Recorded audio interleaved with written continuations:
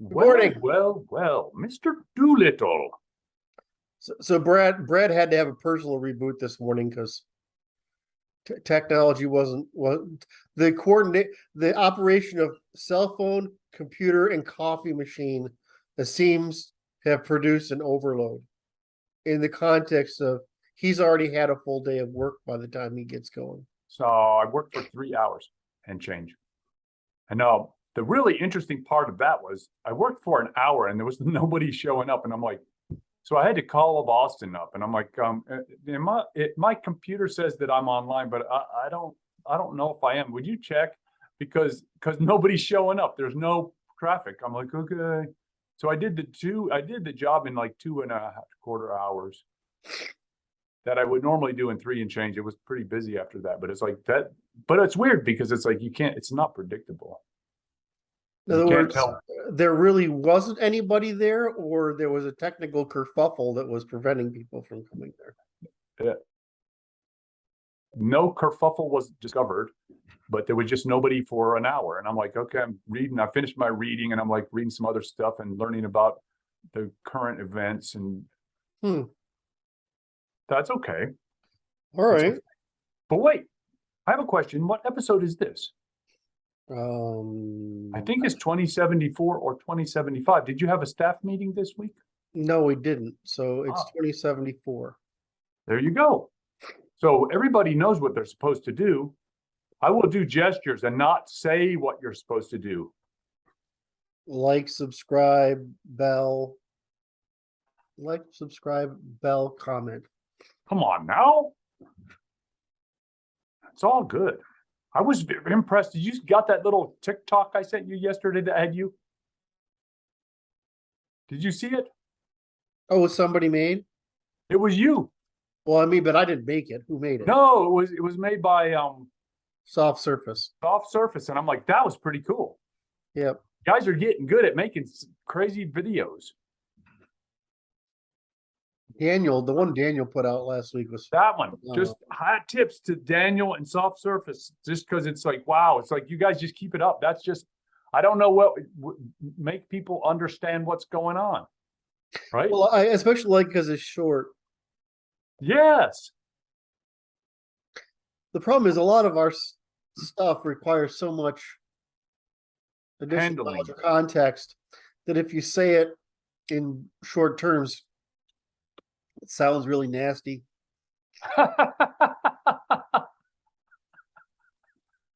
Especially if you're predisposed to believe that people like us are just nasty, right? If you're biased in such a manner. Well, I mean, in their value system, we are, because we're telling you that we're, as you have been saying, some of us are closer to the barrier with reality, right? You and I, and some of us are closer to the maximum distance from reality, which is magical thinking. And some of us are sort of in the middle here with pro-sociality, which is that we don't want to say anything that would force people to adapt to reality, right? And so we have our people, conservatives, saying this is reality, adapt to it.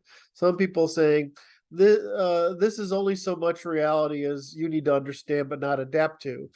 And these people are like, I don't want to understand it or adapt to it. So the adaptation spectrum of human speech is really what we call manners. Oh, manners. I like it. So it's manners. There's a I was talking to patients about this week, and it has to do with junkies and bottoming out. Okay. Yes. And it's like, what happens is as you start out deviant from base reality. And what happens is, as you start to bottom out, you have to hit these the limits of I would say the limits of cognition within the operating the threat to your life becomes sufficient that it overwhelms whatever other trauma or instinct you are trying to evade. You're trying to preserve a bias, right? And it costs, but it's like we to go through these biases, and you call them sacred cows. You blast through a sacred cow and get to a less deviance from reality. And then you find another sacred cow that you didn't think was a sacred cow, but then you're like, oh crap. And then you pop up closer. But you never know when you've hit the limit of how close you can approach to base reality. Well, I don't know. I mean, this is something I've been talking about with a psychologist friend of mine, is that this issue is real. This thing we're touching on here, this question of what causes people to get to enough duress that they are willing to change versus die. Right. And so some of us, we're like, I don't even want to get close to die. I don't really, it's not a stress for me to change. For some people, addiction, and I think the answer is the people that are curable from addictions are the ones that that actually can make the choice, or do make the choice to live versus change, and the other ones are the ones that the Nicholas, they just say, I'd rather die than change. I can't imagine changing. Right. I'll die first. Right. What's that Nicolas Cage movie where he's an alcoholic that intentionally drinks himself to death? And it's got, what's her name playing I don't know that one. woman, Elizabeth Shue playing Leaving Las Vegas. There you go. That's up. Is it good? Well, I mean, it's a great understanding of the adaptive problem.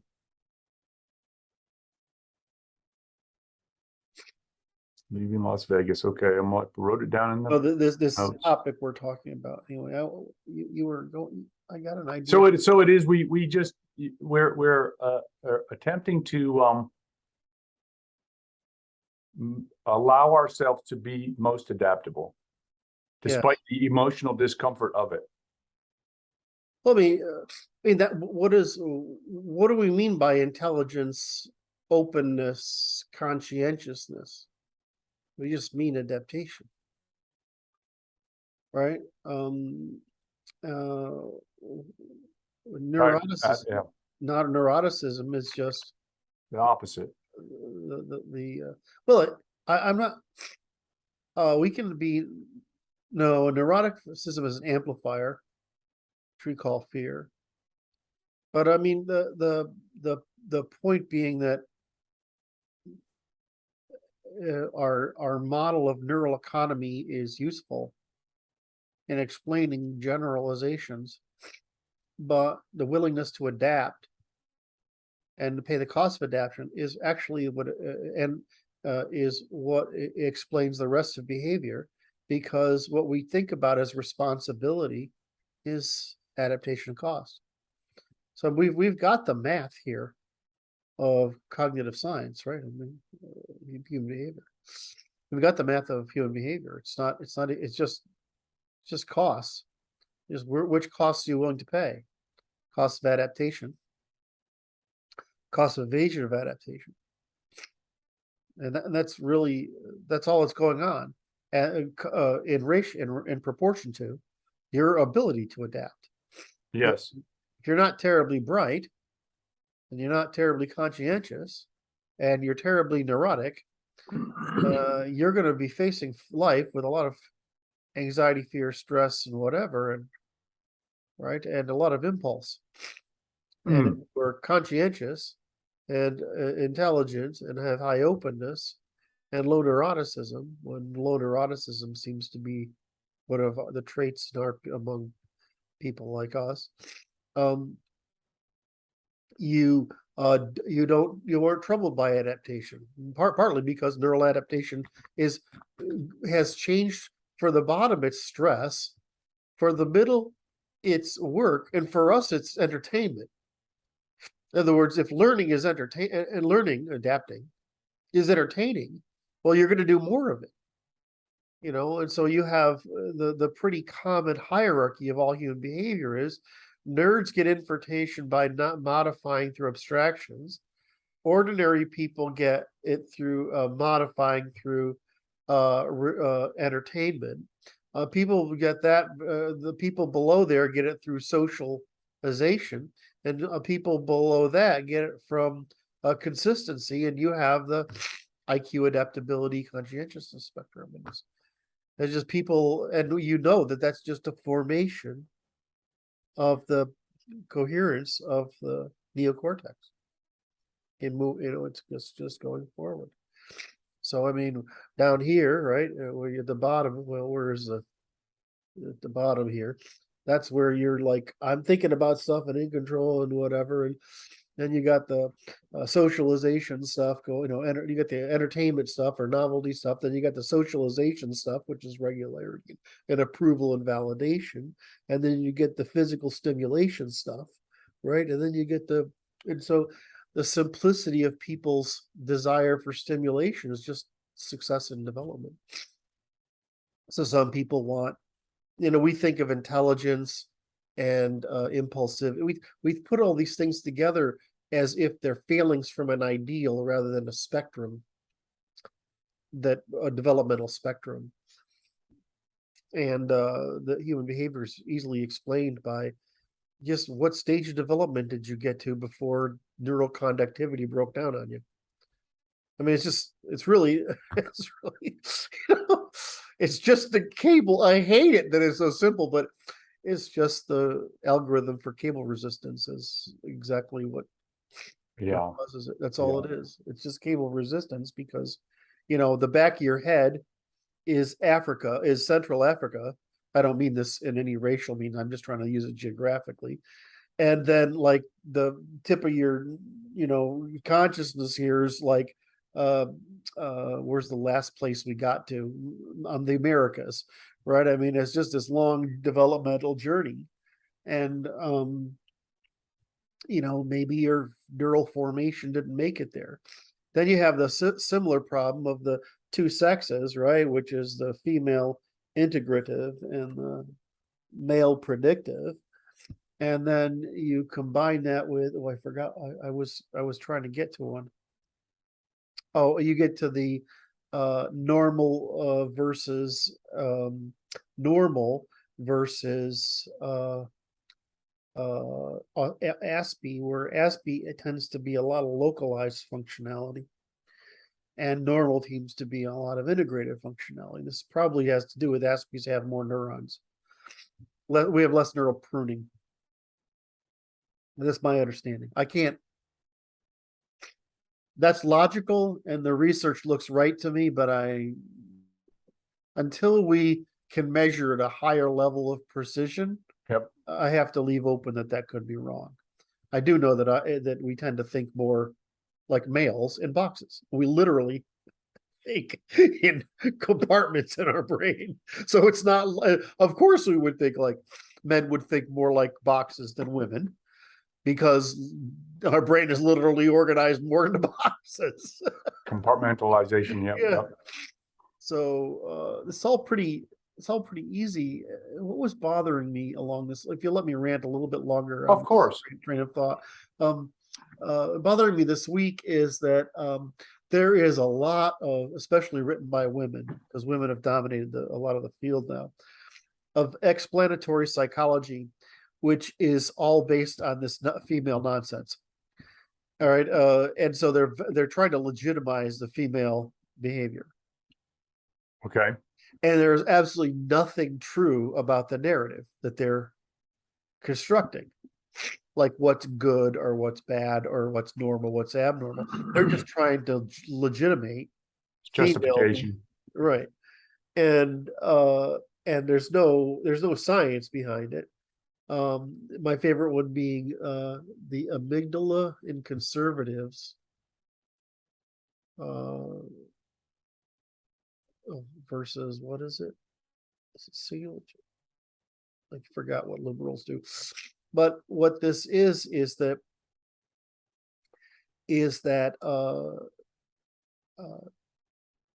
it's not so much there's a design for the brain, but that the presence of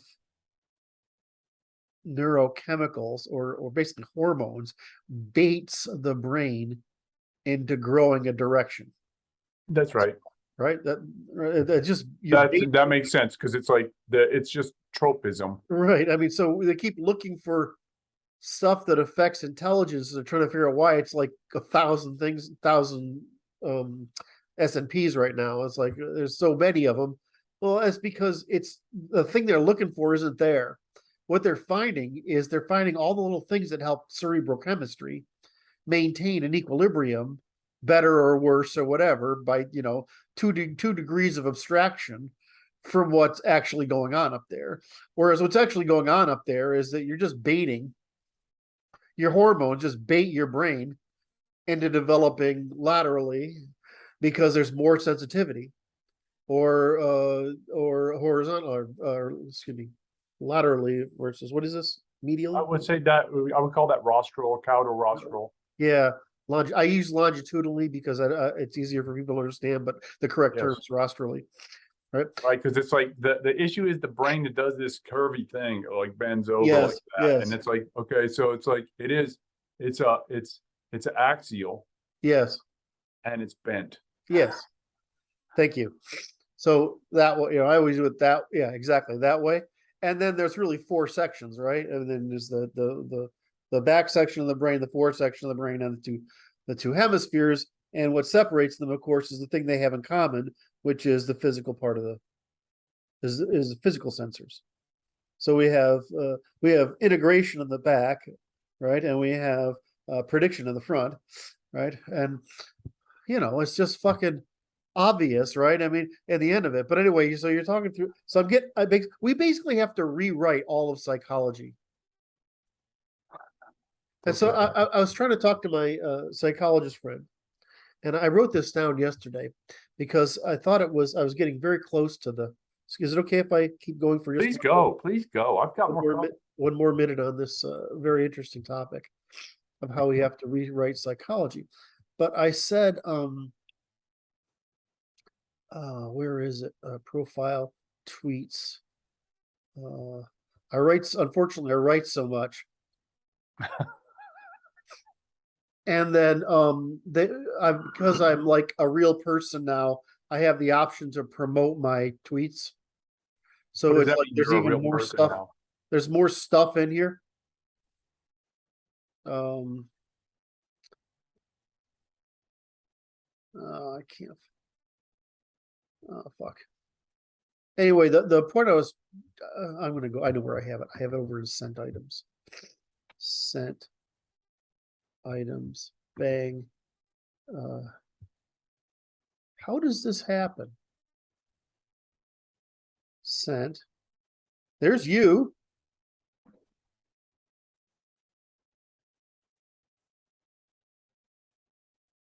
Do I have it here? Sent. What is going on in my world here, man? I don't know. Brad, I need help navigating the universe. Yeah, I know. You and everybody else too. Yeah, it seems to be it's not an uncommon problem. Okay, here it is. The weak and timid need therapy to lessen their fears, which are obstacles to the peace of mind necessary to act. The strong and brave, maybe, need therapy to lessen their frustration with obstacles achievement, from which they achieve peace of mind.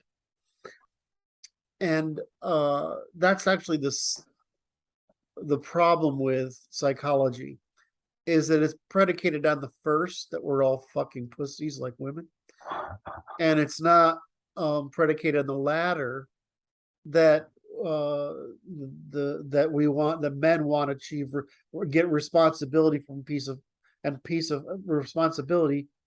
mind from responsibility. So you have another example of the feminine inward directed experience dependent on empathy or feels, that's evading costs of responsibility versus and adaptation.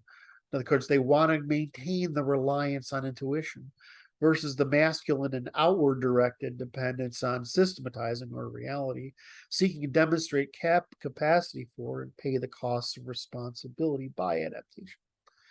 So I think that's the math, right? This goes to this manners question, which I really want to get back to. I hate to circle back. Okay. So there's the spectrum of potentials with all the deviations from base reality, Yes. and you're calling them manners, the deviation from reality. Wait. No. What I meant was manners is the means by which we advertise what we are and we respond accordingly. But that's what I meant. So go follow your train of thought and Well, it's like this. There's a certain function, because there's a time function involvement in this too, okay. which is the most deviant living in the magical construction, socially constructed magical realm that doesn't have, most deviant from reality, that does not want to adapt, is out of time. Yes. They are embedded in time. They don't take it, they don't divide by time. Yep. And then the least deviant are most time sensitive. So they're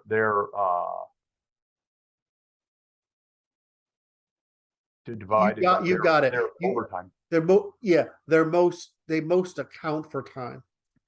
Right. So what you're saying, my wife used to say, I remember her telling about, because she used to be a monopolist for me, right? She would say, but well, Kurt thinks in millennia and you think in days. Right. And so, and I would say, well, and that's actually the right answer, is that some of us just think about the horizon. What's the consequence?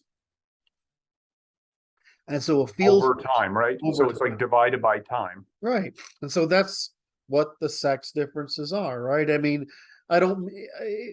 it doesn't mean everybody's, the same, I mean, sexes are binary in their interpretation of the universe.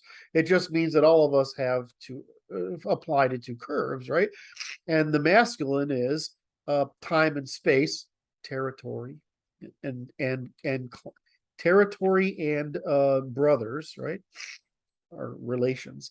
And women think in terms of experience in the moment or the near term, which is children, right? And why? Because what's the tolerance of a child, or a woman for that matter? Not very much. But what's the tolerance of a clan?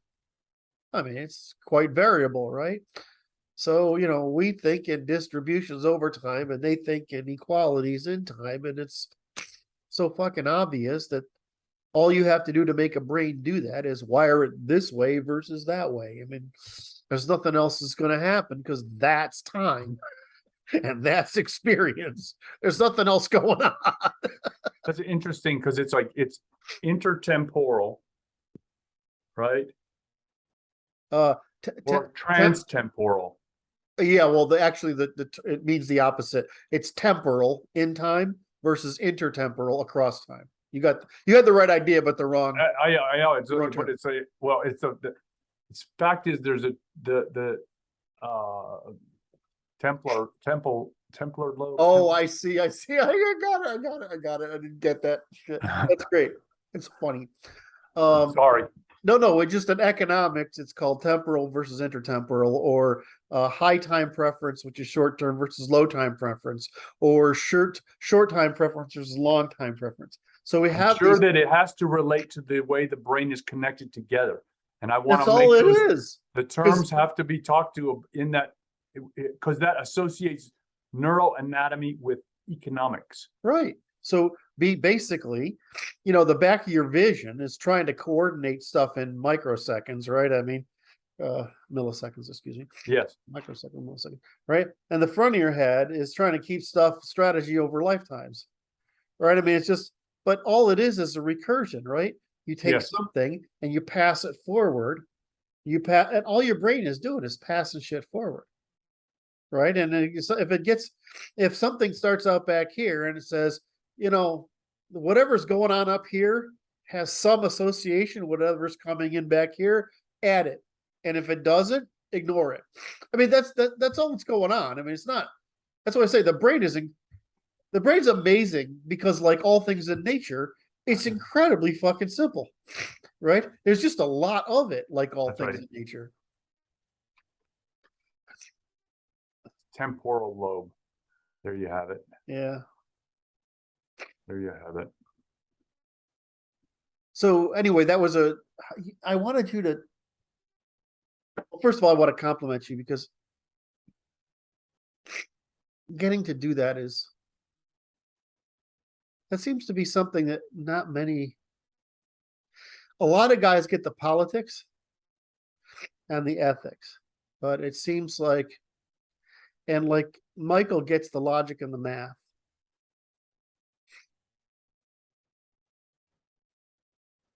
But I still feel like I am, and now it's you, are getting the psychology. And Yeah. I don't feel, and I feel like it's logic, language, psychology, sociology, politics. And it's like, there's this huge group evolutionary strategy. You have this huge arc to learn. Yeah.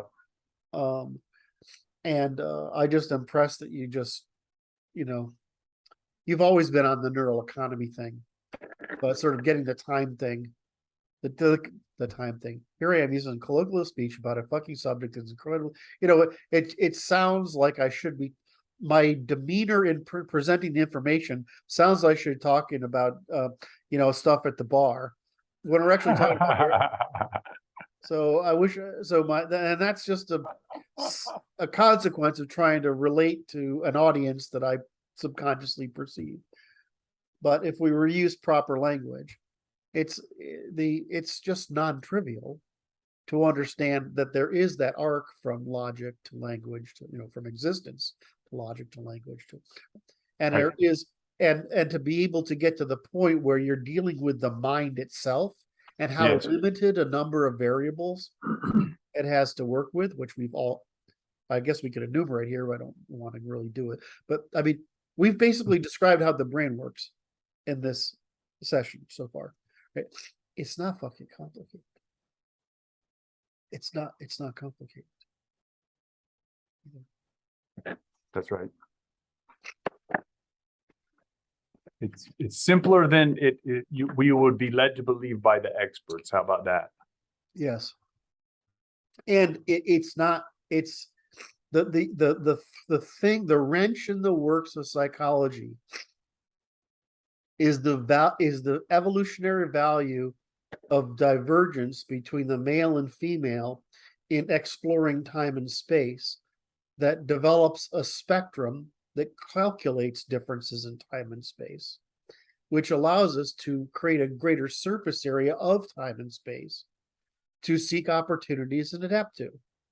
So the problem is they're trying to make this uniform desexualization concept. It turns out it's the exact opposite.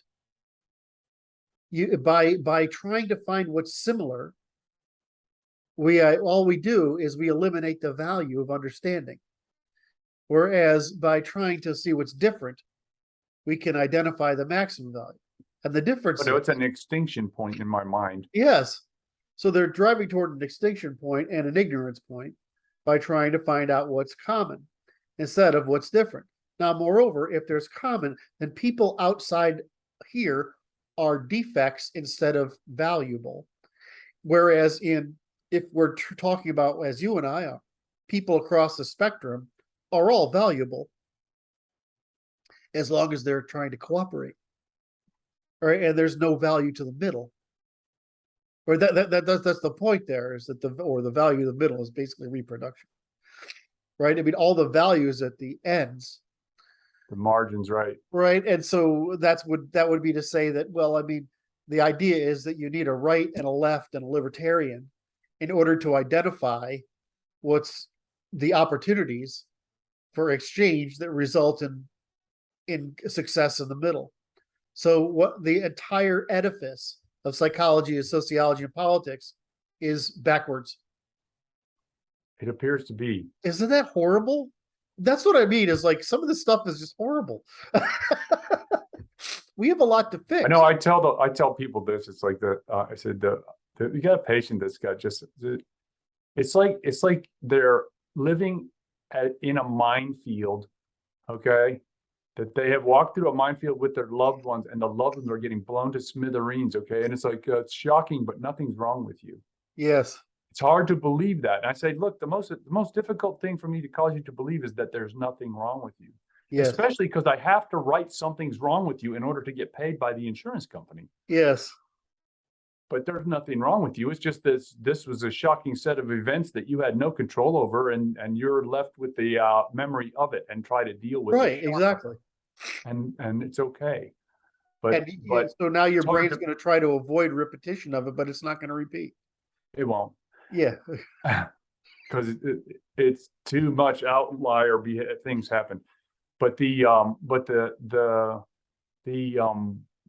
therapeutic community appears to be on this program, which is like let's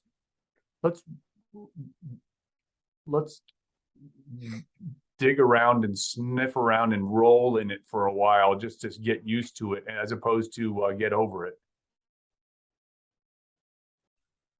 Say that again. What they do is they'll have you relive it and repeat it for a long time.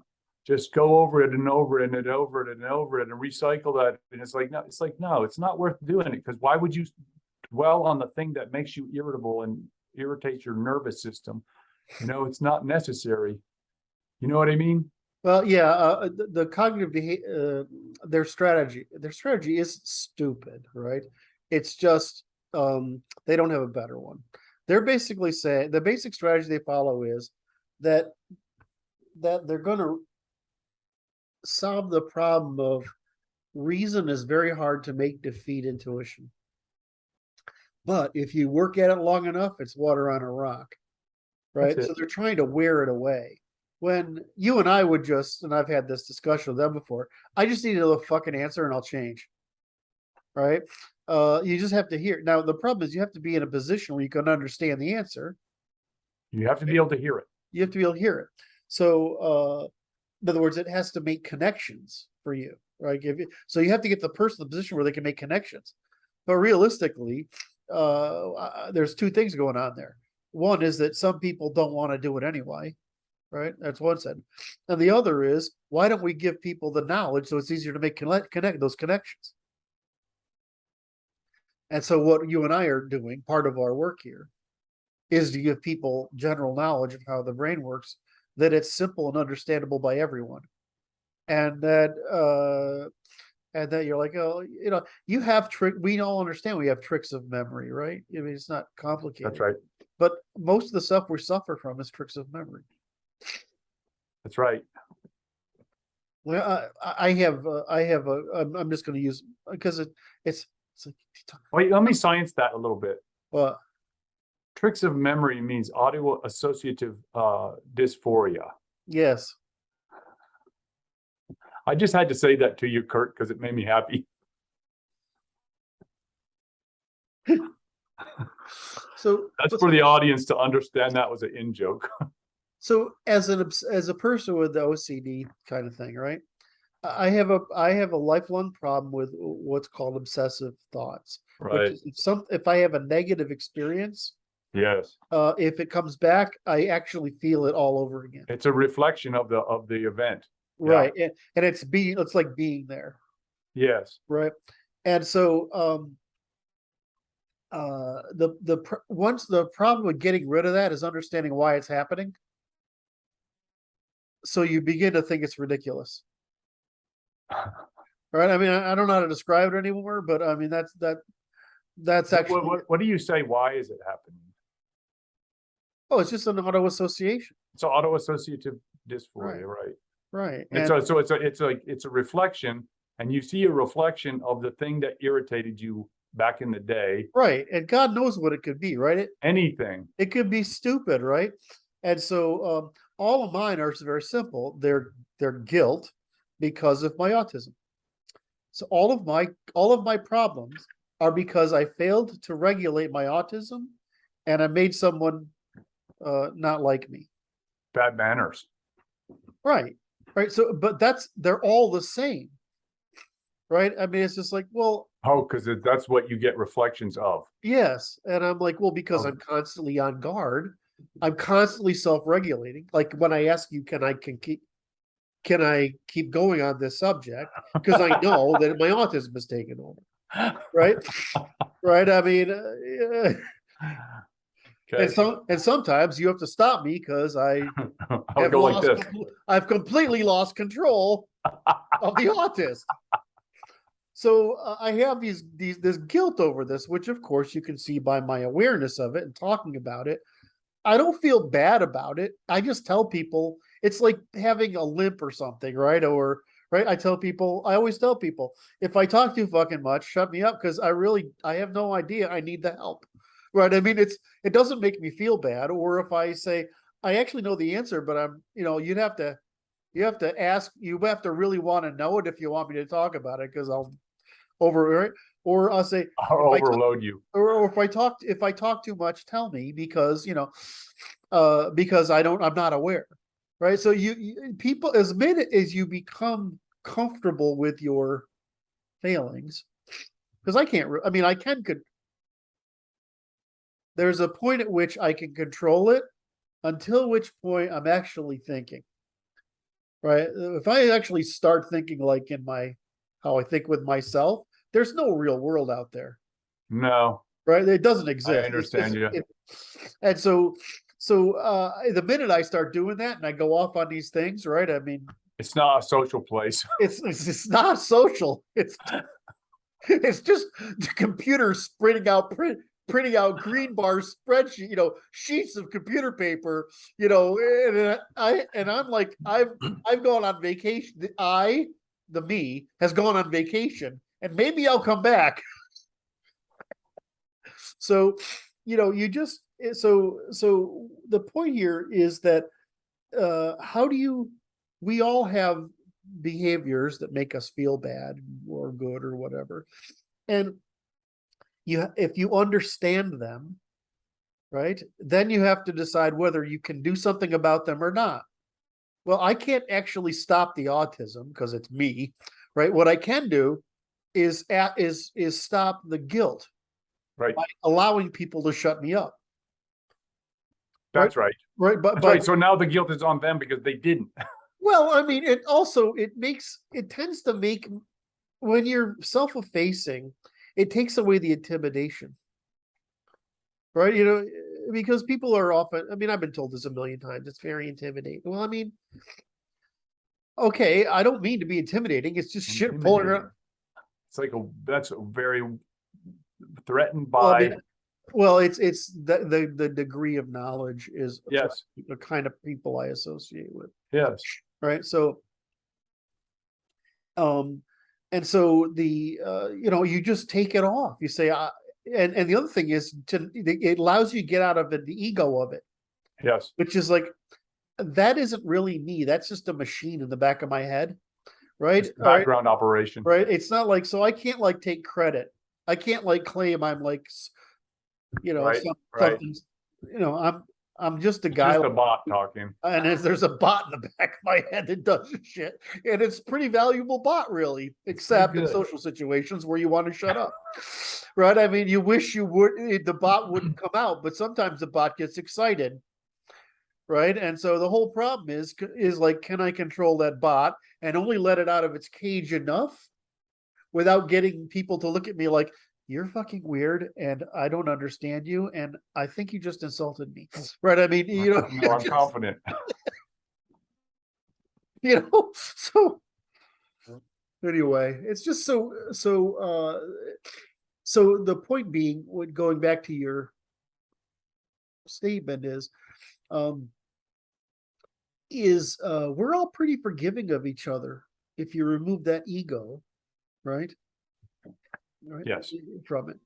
And I it's know it's person. Yeah, it's a person to personalize depersonalization yeah, makes it so that everybody's okay. yes.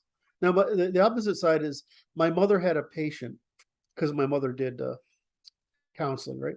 So my mother had a patient. She didn't use the word patient. Yeah. I don't know. Client.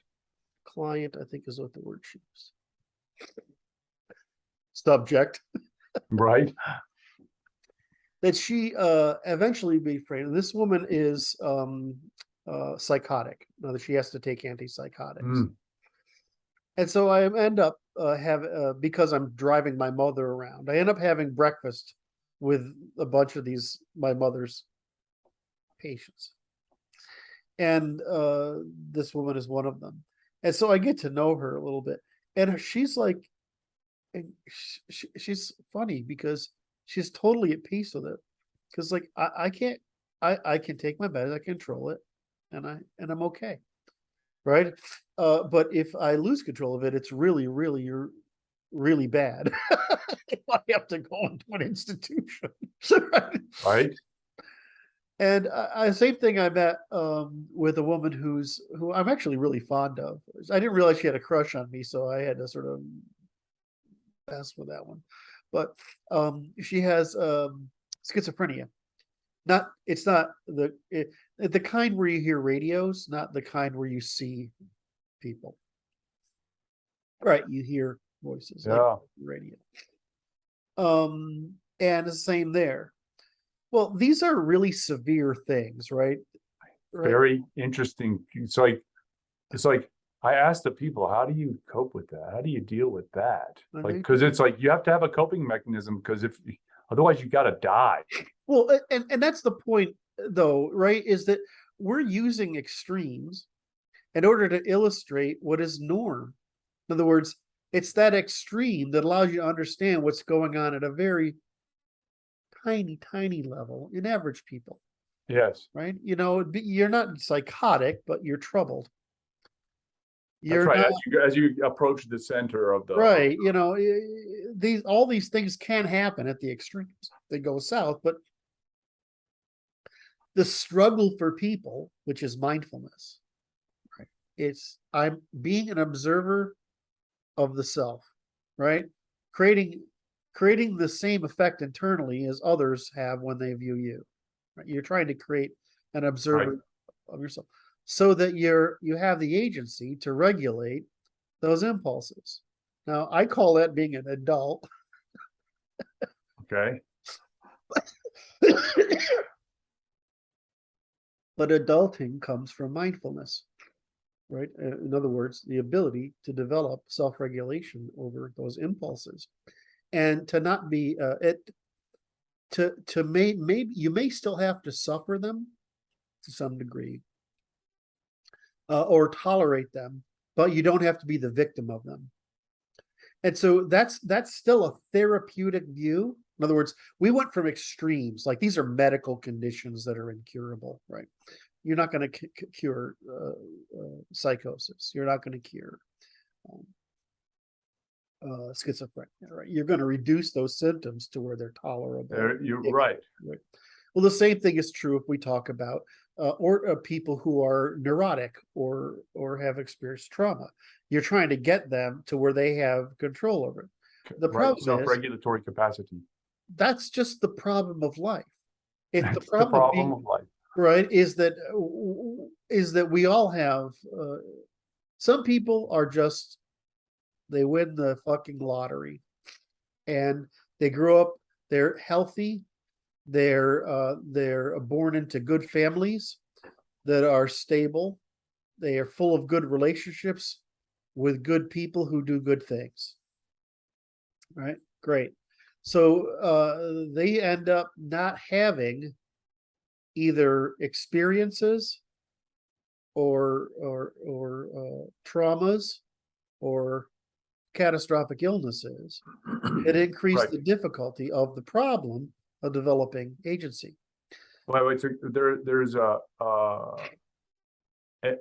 their their social system, the familial social system, is capable of compensating for such minor bumps and bruises as they are likely to accumulate. Thank you for going there. Because it goes to failure of the compensatory mechanism is sufficient for decompensation. Correct. And so you use the word social there, which I want to. So the real answer is, who in history provided regulation for you? People close to you.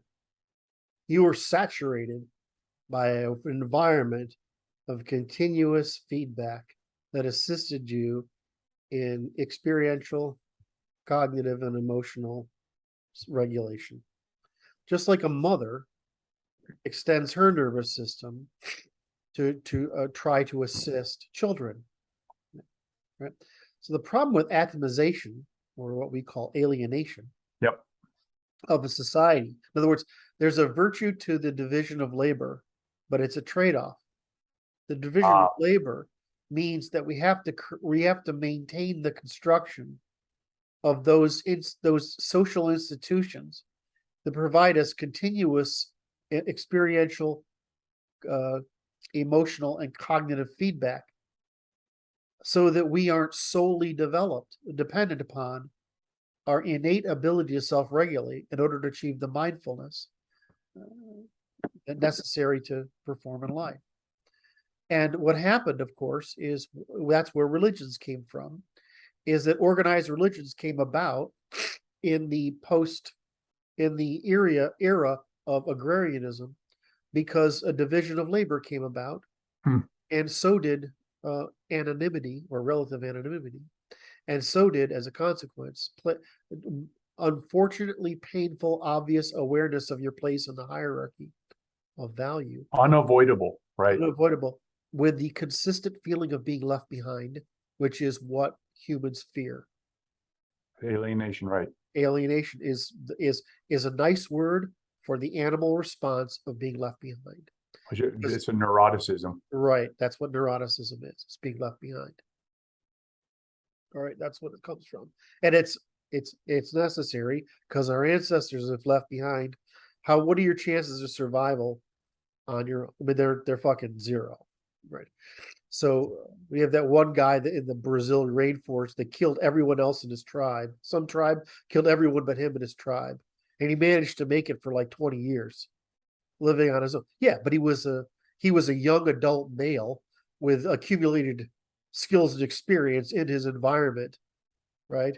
And he was able to steal shit from other tribes as necessary and stuff like that. And still, but he lived that 20 some odd years as an adult male, because he had the body available to, right, the resource available, he had the skill available to them, and because he was certain that if he was found, he would be killed. But how many of us can do that? Yeah, that's a rarity. That's a rarity. So we developed this neuroticism for a reason, and there's a reason why women are more neurotic than men. What's interesting about this is I guess, let me just finish the thread. There's a reason why women are more neurotic than the men, because men are more able and likely to go out in individuals or small groups out into unknown circumstances, and we have to be able to do that, whereas women need to fear, because they and their offspring are more dependent upon the social order than men are. Anyway, go ahead.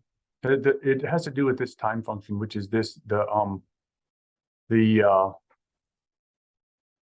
the women and the neurotic are out of time. They don't have time. Oh, beautiful. The men have more time. We Yes. have the more capacity to survive over time. So our inventory of time. Yes, that's true. It's okay. I'm good. That's all right. Everything. I love how it's like everything come back to time. That's when you know you're right. When all the first principles align. When you can reduce something to the first principles, basically time, energy, entropy, right? When you can reduce causality to that, you've probably got it right. Right. So the neurotic person is they have this sense of They don't have enough time to do the things they need to get done.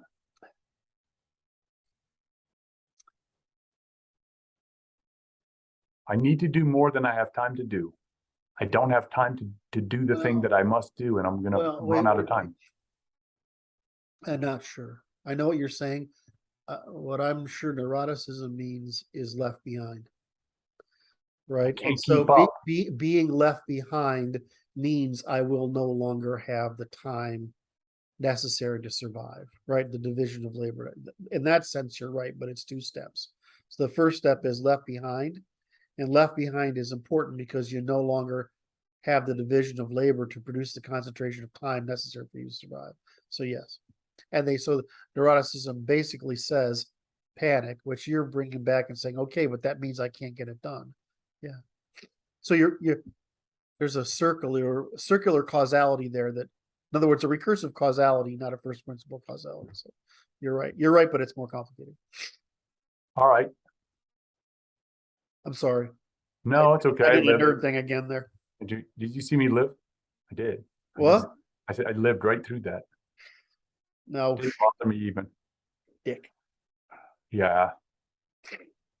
You just the joke. I really like picking on you, but you're like the rest of the guys. It doesn't fucking do anything. But when you guys pick on me, it works. And I don't know why. I don't know why, but it's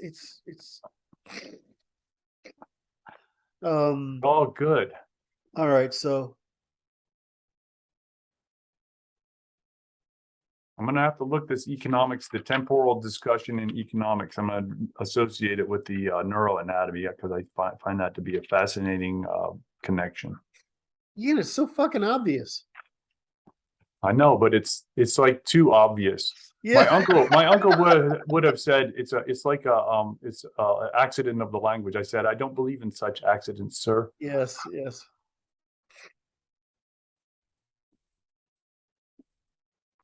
All right. I think we exhausted that opportunity. Yeah, but that was a fun topic. That was really interesting.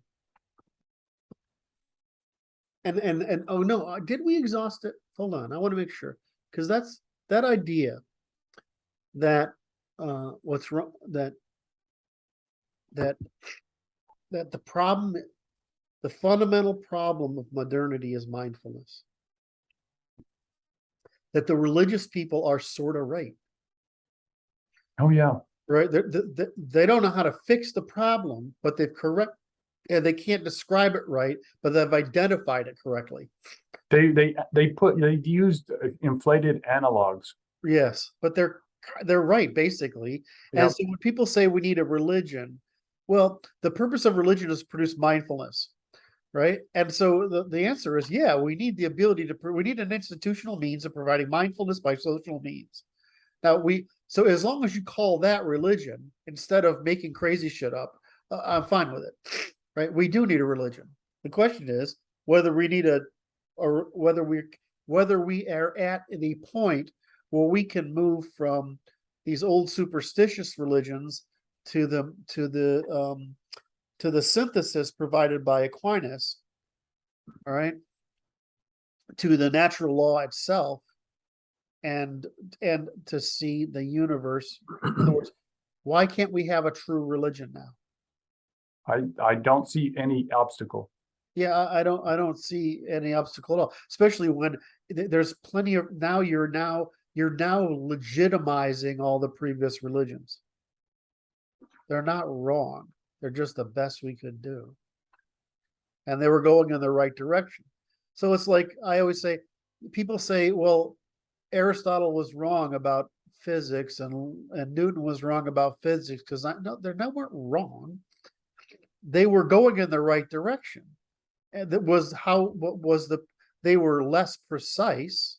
They were more precise than prior, but less precise than after. And so convergence is just an increase in precision, right? As we gain more knowledge, right? So we're converging. So why wouldn't we converge on a non-false religion? We know ancestor worship is true because we know what worship means. It means paying a debt, right? Why we know nature worship is true. It means paying a debt. Hard to account- not say we owe a debt to Jesus of Nazareth. It's hard to Right. say we don't owe a debt to Right. the Greeks, or at least Aristotle. So, I mean, it's hard to say that if we don't know a person's name, Odin, right? We don't owe a Yep. debt to Odin. You know, I mean, when we anthropomorphize something, it makes it easier for us to understand.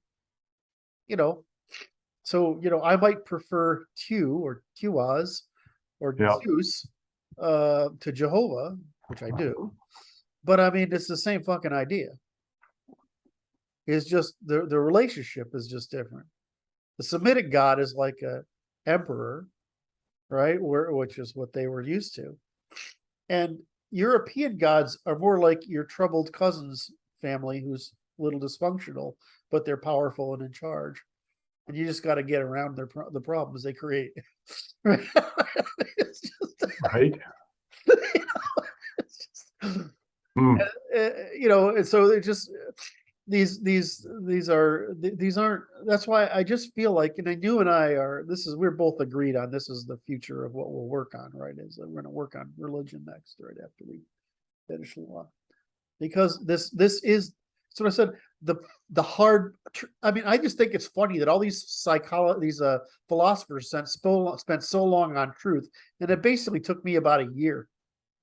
Right? I mean, only because of where I am in the shoulders of the minds of great men, right? I mean, I'm standing on a lot of shoulders, and we're in a time where it's now possible. But I mean, religion was fucking hard. I mean, a phenomenally difficult problem, because it's like, yeah, it's not really false. It's just not true, right? I mean, and so you have this problem of what's going on, but in the end, turns out you got to have religion. Because Gotta have there's religion. so the vast majority of the population is dependent on a social reinforcement. Right. I mean, we can use computer analogies today because people understand them. But you have hardware, then you have a BIOS. The BIOS is what loads the operating system.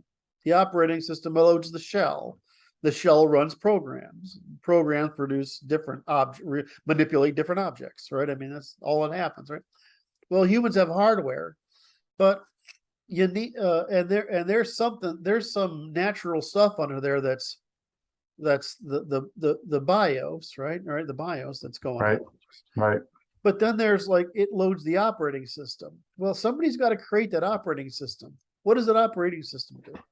It works between the shell, right, and the things that you want to accomplish, and the self-monitoring of the body, right? Well, I mean, so you need an operating system, and that's really what that's the first thing. Whether you say you need a BIOS, you need an operating system, you need something that produces the ability for this thing to operate. And so I think of it as an operating system. And then on top of that operating system, you need a shell, which is culture, Yes. right? And institutions and all the other stuff. And then applications are just problems that we solve, right? Different categories of problems that we solve. And so Right. I like that analogy because it's something that's modern enough that it doesn't lead to too much silly. There's misinterpretation is limited. You're right. So the net result turns out we need religion. Now, what we need my opinion is we just need a less false religion because we live in an era of less falseness. Well, I mean, my argument, which is what we do by our work here, is that we seem to be converging on enough knowledge of the universe that almost nothing, that applied science is the problem, not discovered science. Okay, just discuss that a little bit for the audience, please. We know there is nothing in the human sphere of cooperation. In other words, psychological, the behavioral sciences, which mean psychology, sociology, ethics, politics, law, institutions, group evolution. There's nothing in there that requires higher resolution than we have today. Right. Or there's so little we don't know which is basically, why the fuck is gravity wrong? Right? We've got gravity wrong. That's basically the problem. What's the big rub right now, right? That's the big rub. Well, something's going on because there's no such thing as dark matter as far as there's a gravity effect. There's something wrong with gravity that would require matter in order for our understanding to be consistent, we require there to be matter that we don't observe. That's probably just nonsense. Right. That's probably an effect of the quantum background because they're ignoring the quantum background. The ether's doing it, man. Well, you can't. The problem is that I'm just saying probably because that's the most obvious example, given the fact that every time we deviate from what we consider classical understanding, meaning the consistent evolution of our perception of the world to converge on a very simple set of rules, that would mean that that it's very hard to imagine that everything else we've thought was magical turns out to be really fucking stupidly simple. That the most stupidly simple reason for dark matter and dark energy is simply that we are using math instead of coming up with a theory that explains it as a classical model. I mean, as far as I can tell, it's liquid, but I mean, the quantum background is just a liquid, right? I mean, in other words, a liquid performs as we understand a liquid to perform, which, as Michael says, is just a bunch of little charged balls running around, right? I mean, it's like, okay, imagine yourself, that pit you take your kids to, and it's got little green and red and yellow and blue balls, and they walk through it. I mean, that's what's that's the universe, right? And it just so happens that they're magnetized, so it has friction. They take time to organize, right, especially over long distances, and so there's lag. Okay, so that's dark energy and dark matter. I mean, okay, all right. So I don't mean that's true. I mean that's the dumbest possible explanation that fits, is consistent with all other discoveries. And so this is different between my model and the falsificationary model and the justificationary model. The falsificationary model is, well, if you study the history of human mistakes, there's a pattern to the human mistakes. It is to treat things as more magical than they are, instead of looking to and so we use right. Magic. I mean, right. It's like because I don't understand it mostly. It's like the idea that there would be wobbling strings instead of a string. A wobbling string is an arc of charge between poles, which would be the same fucking thing, right? So fucking stupid. I can't, I mean, to me it's obvious, but I'm not,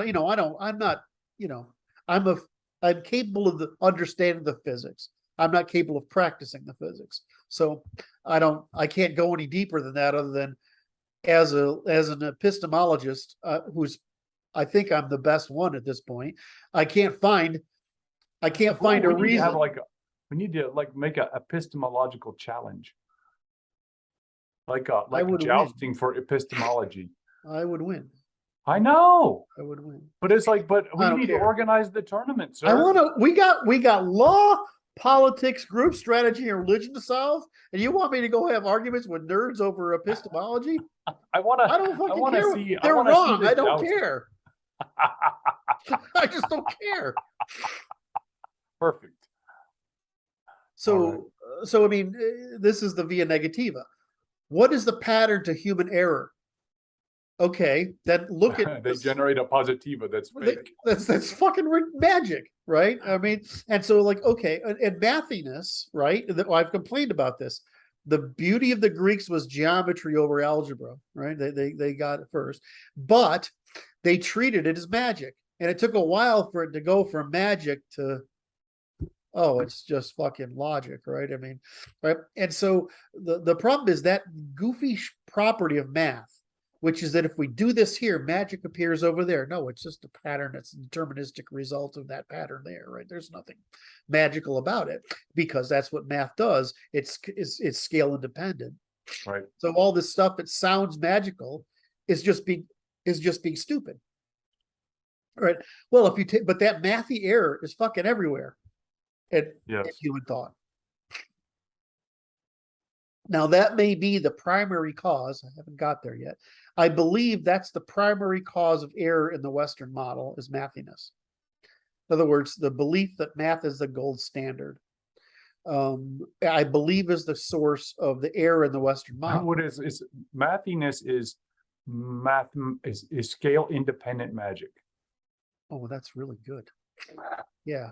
That's all it is. That's fucking It's just magical thinking without scale.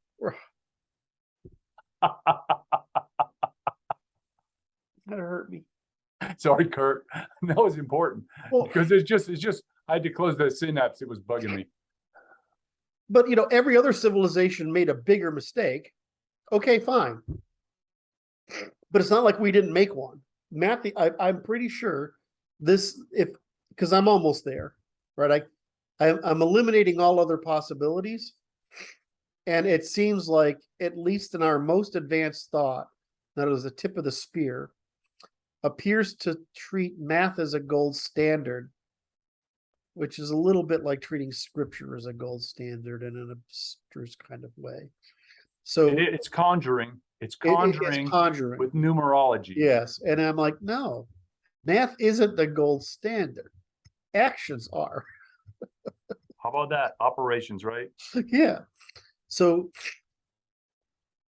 you need so math is a gold standard of falsifying our perceptions and extending in other words, our imaginations and increasing our perception, but only for those things that are mathematically reducible. Well, that only gets us down to this level of precision, right? It doesn't get us down to the bottom. At the bottom, it has to be operations. Just like math at the bottom is just add one, remove one, add one, remove one, add some, remove some. I mean, it's just variations on add one or remove one. It's positional. So it's an ordinal, it's a cardinal and positional. Where operations are ordinal, right? They're ordinal, right? And operational, they're not cardinal, right? Because we're not the measures aren't the same, right? Only the relationship between measures. In other words, the competition between measures. Can you cardinalize them? Well, not really. Maybe some of them, but that would be exceptional. That would be. It looks unnecessary. Yeah. Because you're really just trying to discover limits.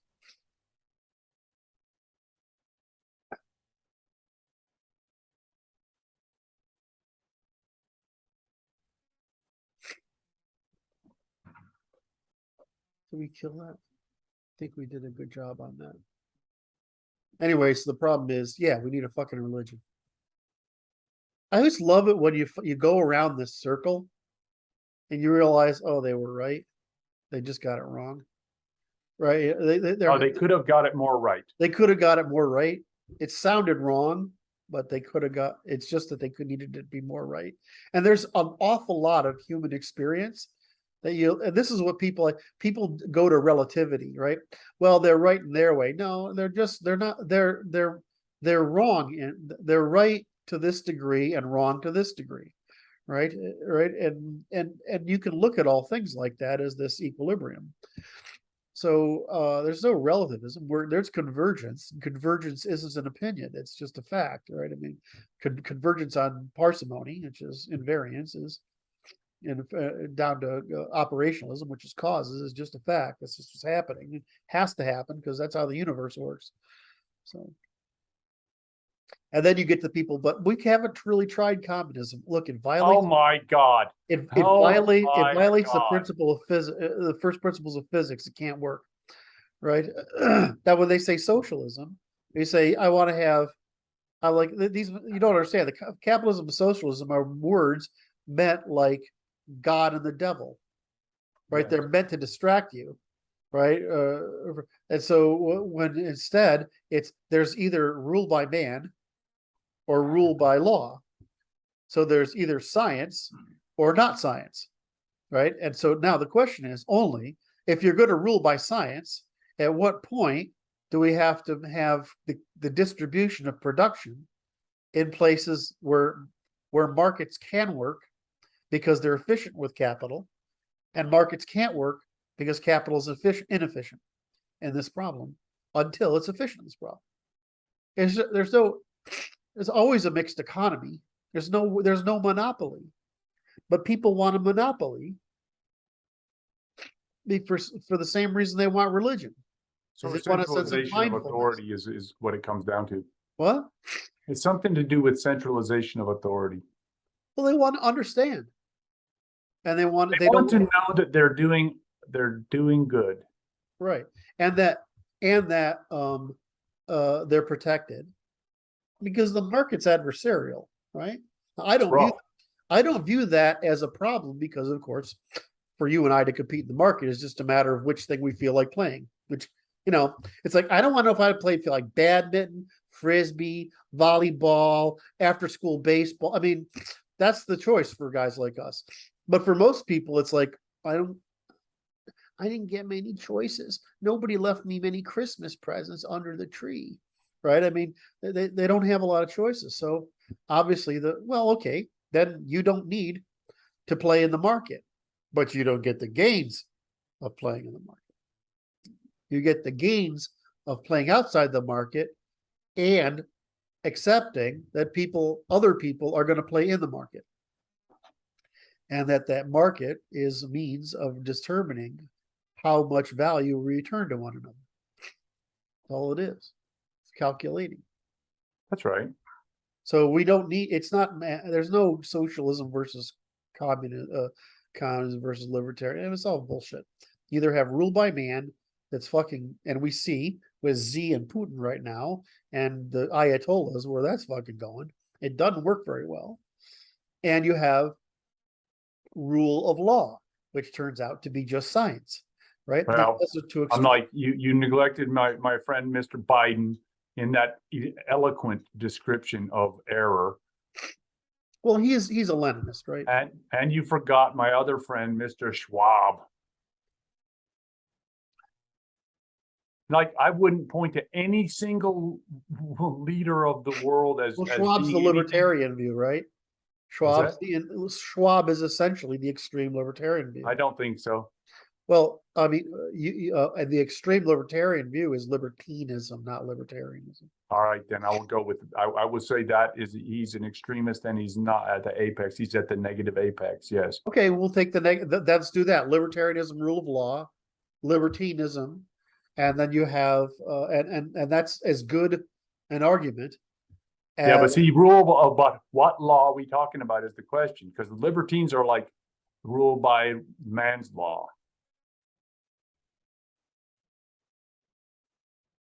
Oh, well, I mean, no, they're just Leninists. I mean, in the end. There's no just mere Leninists, it's goddamned Leninists. Well, okay, fine. Yeah. So just so we're on the same page. Man. So what's the difference? No, this is a great example. Comments. I'm calling for extra comments from the nice observers of this. Well, I mean, that's a great example. You're either going to be a Leninist, right, which is economic, right? You're going to be a priest. Are you going to be a warrior? Are you going to be a judge? Which one of these fucking things do you want to be? Right? And you've got that's all you got. Now, I would switch it and say that the priest is the female, the warrior is the male, the Leninist is the extreme point of evil, and the rule of law judge is the extreme point of good, which is back to our diamond, right? There you go. You only have those many axes to work with because there's all there is, right? So my point, and even then, when you talk about male and female, you're talking about nationalist versus universalist, right? I mean, that's what the male and female difference is, because they're trying to really protect the children of themselves by massive numbers, and we're trying to protect the clan, which is our genetic interest. So the libertarian is just trying to, the judge is trying to play in the field. He's just playing the field of what's not immoral, and the Leninist is trying to dictate. So I mean, basically drag everybody to the bottom. He's the devolutionary version of the priesthood. So I mean, I'm just looking at this and saying, oh well, I lost it. I fucking lost my point. I said you're either going to get one of these. Oh, it's the rule. So the axis is either rule of law or not. And then there's only two spectrum, right? That's only, if you're talking about running an economy and a polity, There's Yes. rule of law and there's arbitrary rule by man. Yes. And the problem is only how do you distribute the economy along these lines? Well, it's really easy. There's either shit that can be produced by the market or not. And what can be produced by the market? Things that capital can concentrate on because of the returns on the horizon of that capital. Well, capital returns for people, investors, have reflect lifetimes. And they're usually short, like, in years, single to multiple years, but that's it.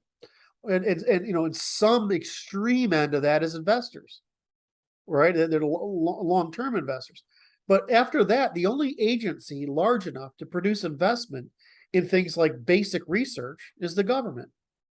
Well, there's also stuff that can't be produced by this market, right? Mhm. Right? There's some scales of insurance that can't be produced by them. Mhm. So they're mostly defense, insurance, etc. Right. Right. So I mean, the government can, as long as the government is launching a business, which it will then privatize. I mean, there's no reason the government didn't go out and say we need, because we've known since the 60s the fundamental problem was a battery with the energy density of gasoline. Who's the guy who invented the Ford Mustang? Shit, that was the Yes. 50s. Yeah, I That's know. late I don't 50s. remember the name. Well, he's the one I remember saying it. The fundamental problem we face is we need a battery with the energy density of gasoline. And so that came out in what, 63? So it had to be the 50s, right? So we've known this forever. So why didn't the government do that?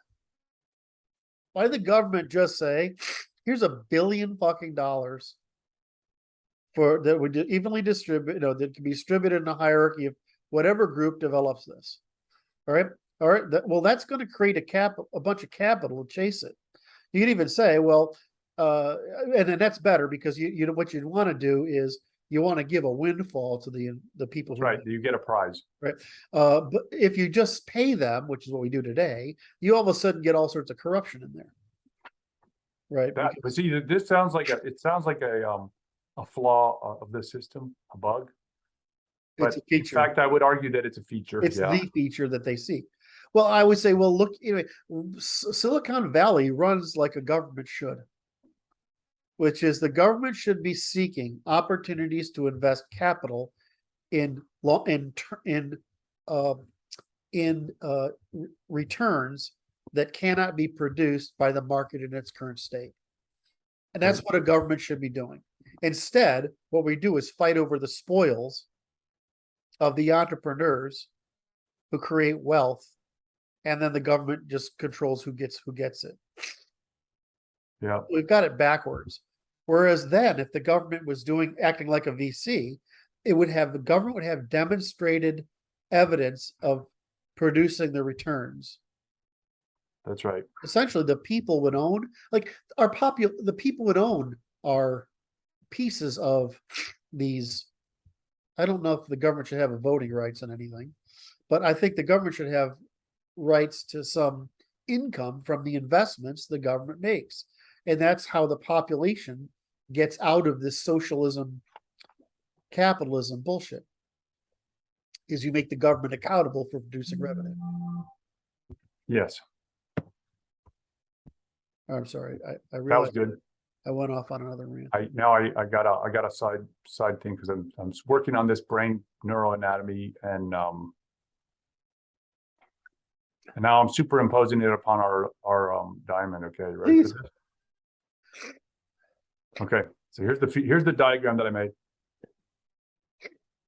Okay, that's a brain and a spinal cord with a intertemporal cross. Yes. Perpendicular to the hook. Yeah. Right. Yeah. Now superimpose that on the diamond so that the diamond is the negative apex of the diamond is I got parallel. And then right and left are on the cross piece, the perpendicular cross piece. And that's the market, the judges at the end of that one. There you have it. So I just love how you do this. It's hysterical. I So know. No. I'm not I'm not I'm not criticizing. taking it in a critical fashion. Is the symbolism that you enjoy is a symbolism most of the population enjoys, because Yes, it's an intuitionistic reduction to a familiar something. but it's not mathiness. It's the opposite of mathiness. Well, it's not science. It's not sciency, which is the real problem.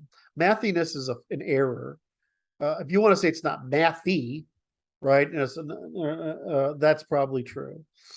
But it's also not so bored. Sciency means overwhelming people with details about a subject such that they can't see the pattern, the integration of the pattern.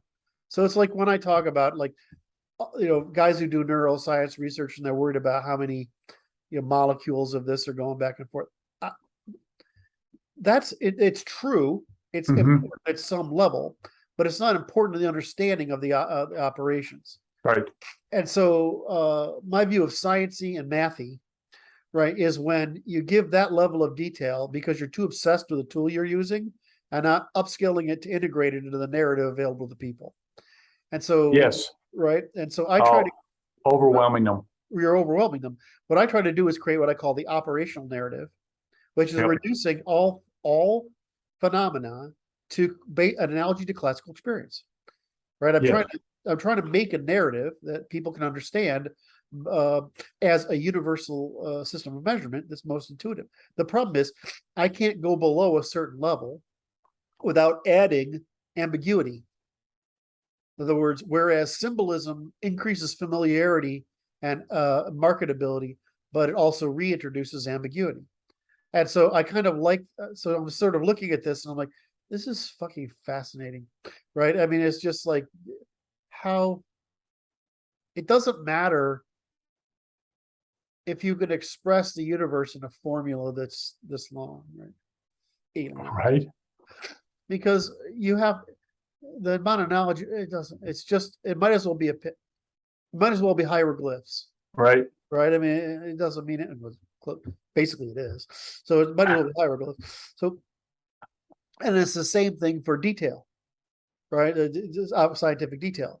Well, nobody cares about the charge level. Nobody cares about the molecular level. Right. Right. I'm It's not even not sure operationally significant. it's not operationally significant because the purpose we're trying to ascertain is the questions of human action. Human scales, yes. Right. So we're trying to get to human scale, which is operational. I'm always trying to describe things as close to human scale as possible in operational terms that show the function that produces the behavior that we are actually interested in. And so the thing is, okay, great, but I still have the problem, as you can see by the vast amount of information we've had to articulate in our book here, right? That, it's still, even operations requires a lot of knowledge. So it doesn't, so the problem is, the thing I like about symbolism as you use it is the same thing I dislike about it. A person can take that little bit of idea and hear it as a fragment, and it can float in their heads until they see the pattern, and then come back for more. And you can see another thing. But like with my stuff, it's like you gotta understand the fucking ocean before you can understand a starfish, right? I mean, it just feels like that. And so this is why I always say I'm not sure about trickle down economics. That's not true. It's true that research and development trickles down, not innovation. Yep. Right? Because, but I'm not sure about trickle down economics. As you can see by my recommendation, we work the other way around. What I am sure about is trickle down understanding. Yes. Right? Is that each 7 to 10 points of IQ creates a bridge to the next 7 to 10, which creates a bridge to the next 7 to 10, which creates. But it's like the single classroom schoolhouse in the Yes. olden days. Yes. The older kids teach the younger kids Yes. all the way to the bottom. Yep. And the repetition, the environmental repetition is more valuable than the study, the rote memorization. And I just feel that's, at least for me as growing up, it was way better if I read the textbook. If I got the textbook, I just went home and read the fucking textbook. And then the rest of the year was way easier. Yes. Right. Then just just every day an hour. I'm like, I forgot what the fuck we did yesterday. Right. I mean, and then there's some people, they need to do something 500 times. And for some of us, we need to do it 50 times. And other people, we need to do it 3 fucking times. And other people are like, I just fucking get it. Right. I mean, so you have this problem, which is why, again, I like the one. I think we should do it one way or the other, which is either put everybody in a room where they get to hear the generations and you teach responsibility to everyone, right? Or put people into groups so that they're all learning at the same pace, right? And nobody's getting bored, right? Because that's the problem, right? You're trying to overcome boredom. Right. The way you overcome boredom is you teach relative to the learning of the group, which is Right. break people into different classes. Like that's what I grew up under. It was 6 or 7 different levels. I remember the year I got put in second level math. I know why. Teacher didn't like me. I'm like, you're crazy. And I was like, I felt like I was going to school with retards in this class. And it's just because she didn't like me. And she didn't like me because my mother and her had a fight. Like when it's like that's the problem with small towns, right? Is that if you get a grudge like in first grade or third grade, Oh yeah. it shows up later, right? Doesn't just disappear. Yeah, I had one woman in a freshman class that I said something to that really bothered her. And she said it in my senior year or my junior year to an auditorium. Like, I don't want to hear this kind of statement. Wow. Well, I'm guaranteeing nobody else said that but me because it was just something only I would say. Right. But so, that's the problem. The value of small towns is small town behavior. The problem with small towns is small town pettiness that arises. Yes. Well, we covered a lot of amazing shit already today.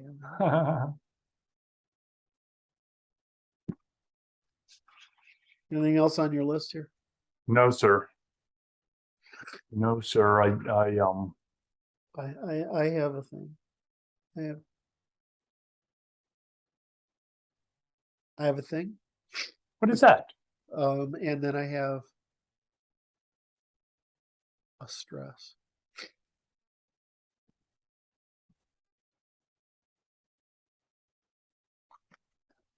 I'll have the thing first. Okay. I'll get to the stress. That's good. So there's, I listened to a podcast called Uncommon Knowledge that's put out by Hoover. Okay. And what's his name? What's his name? What's that? God, speechwriter. Peter Robinson. Okay. Right. And so, in the, I'm trying to think of how to.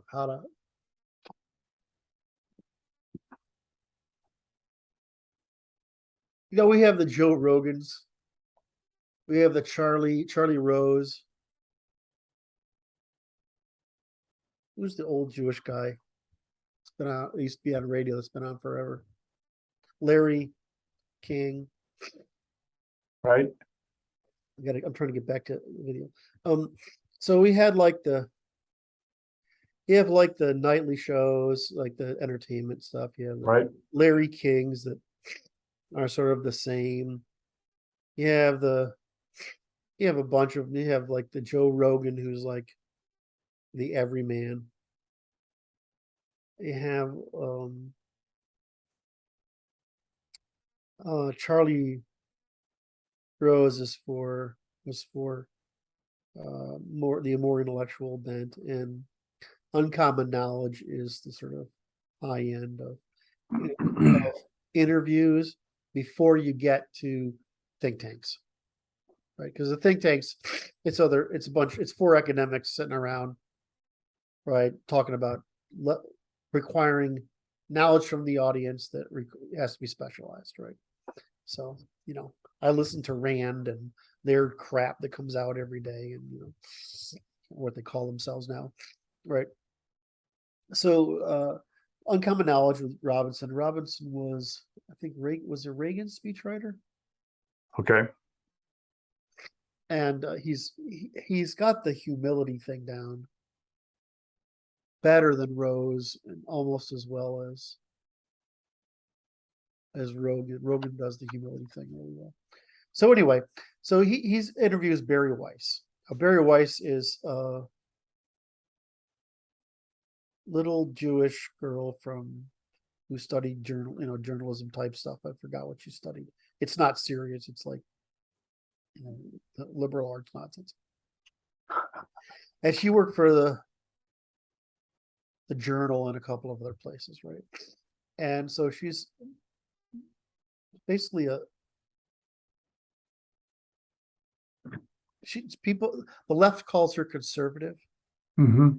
and the right calls her a liberal. What real she is just center left, just left of center.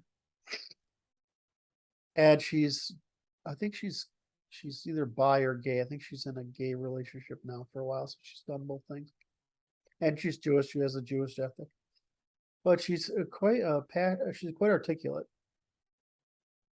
And so she sort of had to leave because she got offended by the woke thing and went out on her own, and she's pretty successful doing it. So she was on Uncommon Knowledge recently, and I thought it was interesting. So I just cut the interview, which is down to her complaint, which is pretty accurate analysis of the end of the post-war era. Now, Okay. of course, she's a essayist or writer or journalist, and these people are sophisticated gossips, right? Anybody popular is basically, all you're talking about is in anything that's in the public discourse is basically gossip. Yeah. That tries to convey meaning across larger groups. That's how you get attention. Yes. Right. And so when I mean gossip is, I mean, you're not an intellectual. You're a communicator. That's right. You're a communicator. Yes. An intellectual has to produce an idea. A philosopher theoretically has to produce a book. Right. I mean, it's really the requirement, and it has to be systemic. Right. Right. That isn't true of a Gossiper. They just have to help. What they think of it is they have to have the public with sense making. Right. It's projection of understanding. Right. And the truth is, a lot of the public needs assistance with sense making. And so we live in a world of, there's a whole lot of sense makers out there competing. Yes. My appreciation for her argument was that she wasn't wrong, but she did what all Jewish intellectuals do, is they blame it on circumstance. Because they live in a world of gossip. They live in a tradition of gossip, a tradition of myth making. So in other words, they live more like women in a world of consensus and attention. Whereas Europeans tend to live more in a world of demonstration of individual excellence and merit rather than attention seeking. In other words, I need to do something of productive value in order to get attention. And so, what's masculine versus a feminine? It's just masculine. Europeans are masculine, and European intellectuals are masculine, and Jewish intellectuals are feminine. If we can fix the fact that the Jewish culture is broken, we can probably make pretty good use of the feminine perspective. Right. So anyway, I go through it, and she says, well, she says we're in the post-war holiday was a holiday from history, and that we're in the midst of an unraveling, and that the part of that is the myth of question of whether America is a source for good, that elites are turning against America, and that the institutions have become, instead of institutions that assist this, she would say it this way, assisted governance, they become platforms for individual attention and achievement. And so she said, why was my mother correct? Her mother was traveling out into the countryside in Pennsylvania and said Trump's going to win the election. Of course, Barry's living in the New York bubble. And she says, you can't believe it. Mother would think that. It turns out, well, why his mother is right and we're all wrong? Well, this is why. Institutional capture, right? So she says that the problem is we haven't updated our software, and that she would like to be part of updating our software. So the part of this I like is it's accurate. It's accurate. Right? It isn't complete, but it's accurate. It doesn't acknowledge that the war on institutions of cultural production was intentional, or that it was intentionally done by Jewish intellectuals. Bring it over. It doesn't acknowledge that. But everything else is right. And so, but she said, we need to update our software. But the problem is, as I'm saying, we don't know what our software is. That's right. Now, what I want to achieve with this little piece I'm working on is, if I state what our software is, right? That gives us a working platform. Right. Operationally. What has to change to get from here to there? And I just, and so what does this tell me? It tells me that the center left isn't crazy. No, they're all right. Right. And all right. That across. So they're not going to want to hear the blame and responsibility, accountability, because they're on the left. Especially not going to hear it because Jewish intellectuals brought it here. Now the problem is, I have in my book, what I say is, this is just another wave of people reaching, another culture reaching modernity and responding to it. Yes. And we went through this with the Germans. We went through the Russians, went through with the Germans, went through it with the French, and in some degree went through it as in English, called the English Civil Wars. Yes. Right. And we're going through it with China right now. Russia's back revisiting it. India's trying to figure out what they're going to do. Right. And so it's not, the Jews aren't special. In other words, the present Jewish counter-revolution against the institutions of cultural production invented by the English is just the sequence, the most current sequence, and the rise of Islamism is the next one. So, I mean, there's nothing special about having to deal with resistance movements from cultures other than this one's internal instead of external. And so the problem is I still don't feel that's comforting enough to get over the fact that, yeah, it's the present thing is Jews' fault, but the past thing was the Russians' fault. And the thing before that was the Germans' fault. And the thing before that was the French fault. And the thing before that was the British fault. So I mean, it's just growing up. The world's growing up, right? And these are just growing pains. It's like intuitional doubling downs. Right, we all do it. Right, there's nothing until we become civilized. Until we grow up.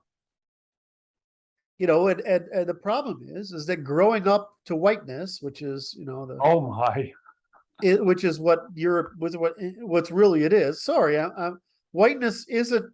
I use that antagonistically on purpose. I know. Growing up into whiteness just means rule of law, science, rule of law, participatory government, federations, and the maximization of evolutionary computation by the maximization of cooperation. The problem is that requires a lot of responsibility of everybody. Yep. But every other civilization tried to figure out how to get out of responsibility.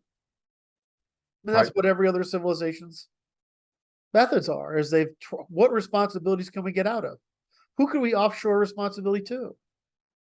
Right? I mean, you and I can go through them right now and insult literally. You and I can, off the top of our heads, insult every civilization on the planet by that means, right? Yes. But is it really their fault? No. No. It's just it's a happenstance. Right. So now the problem is, if I lay out the truth here, like we do, another reason I like this, I do it in really short form, and I have somebody to play off of. So I have a tennis volley here that I can hand back. Yes. Right. And so the problem is, whiteness is just science. Yes. There's a cost to science, just like there's a cost to all our happiness for truth. I mean, if we did, the reason we want truth is because we need truth is because we don't like it. Because the minute something's true, we have to be responsible. What's interesting, I would think about Jordan Peterson talks about this. He's like, the word sin, it means error. It's like deviation or missing the mark, like off the target. Yep. And so it's like this, it's just, once you're aware of the error, then it becomes your fault. Correct. You and I have covered this in detail. There's a difference between causality, right? Responsibility, which is a fact. Blame. Yes. And liability. Yeah. Right. And so the problem is, you can be responsible for something. In other words, you cause it to happen, but it doesn't mean we can blame you for it. Right. And so excuse me, you can be responsible for it. If it caused a problem, right, you can actually be at fault, but that doesn't mean we can blame you, demand restitution from you, or punishment. We can only demand adaptation, or what we call correction. Yeah. Don't do this again. So the problem I have with the Jewish community is they're so sensitive on one hand, and we can't, in other words, responsibility and blame are two different things. Do they think they're doing the right thing? Yes. They're just wrong. They're wrong. It's not a question if they're wrong. They're just wrong. All right. The thing is that they're as good at the female strategy, which is evading responsibility, as the Europeans are at the male strategy. At assigning responsibility.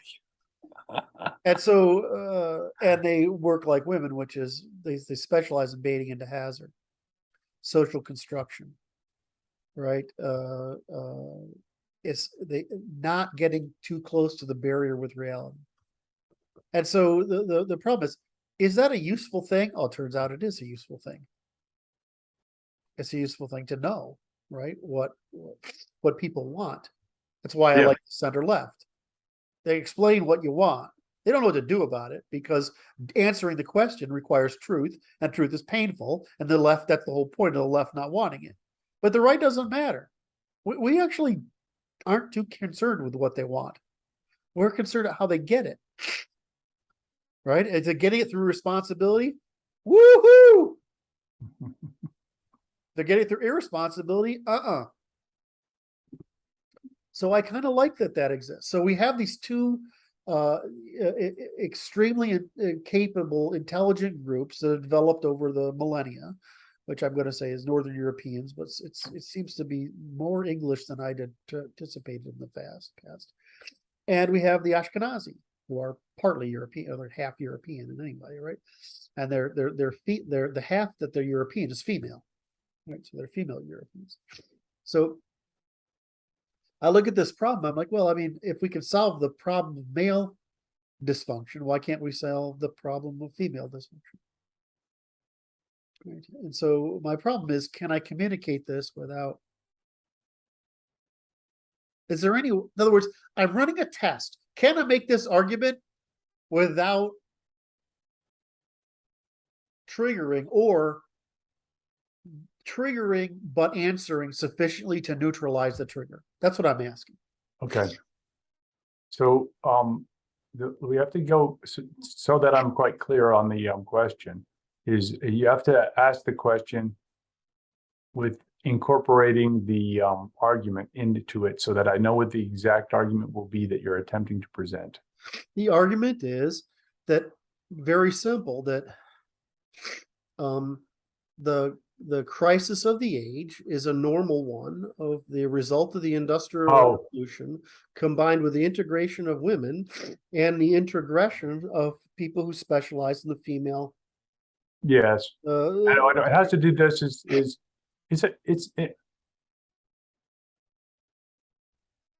there's an additional element which you see. There goes to where we end up in this conspiracy land in rapidly, because it's like this was not accidental. Well, it was a conspiracy, but so was white man's burden. I know, but it appears to me to have been the successful engagement of moneyed interests to align the incentives to achieve that result. It's hard to know that, because if you look at the intellectuals who have produced all this stuff and the mass producers of it, they don't have money. Yeah, but the what I'm looking at is the institutions which imported the yeah, I know, but I want to.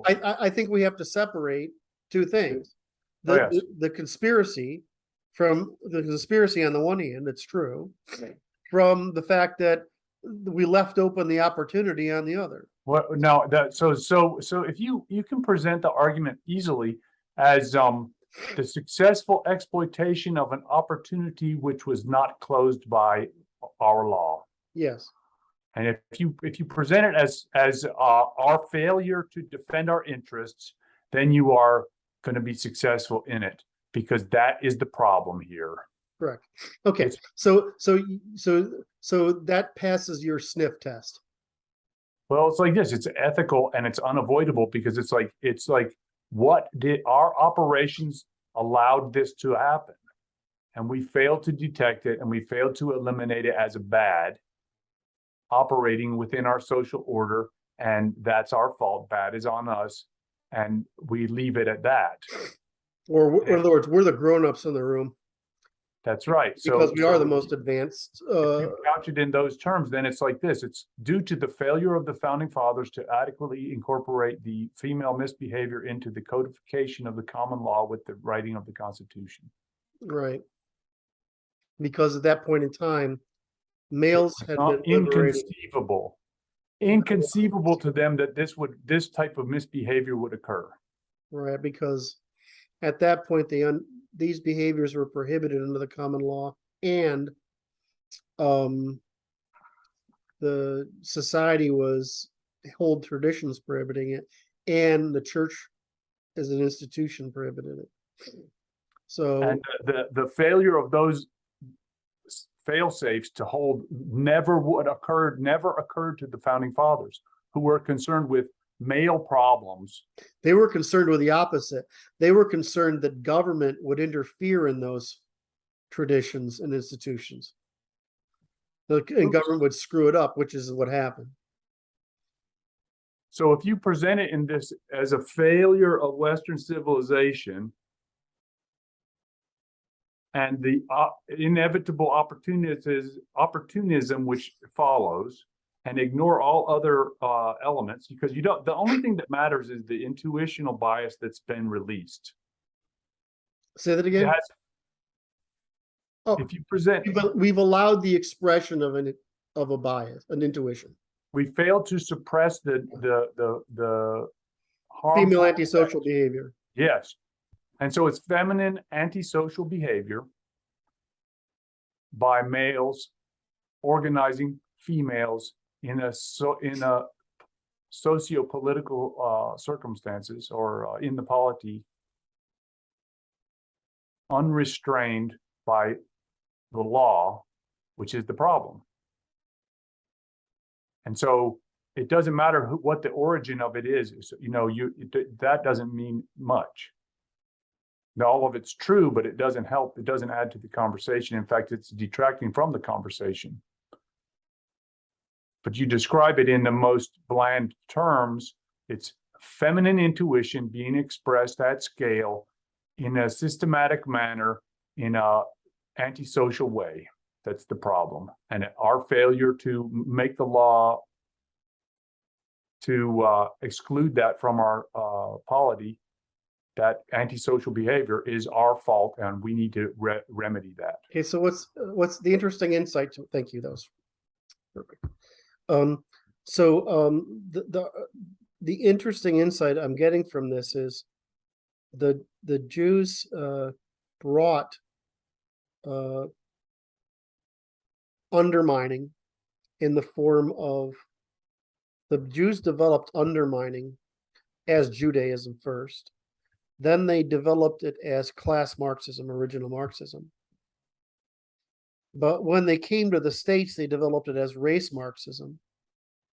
But the reason they were successful was actually because the argument was feminine. In other words, they succeeded by the feminine conspiracy more so than the race Marxist conspiracy.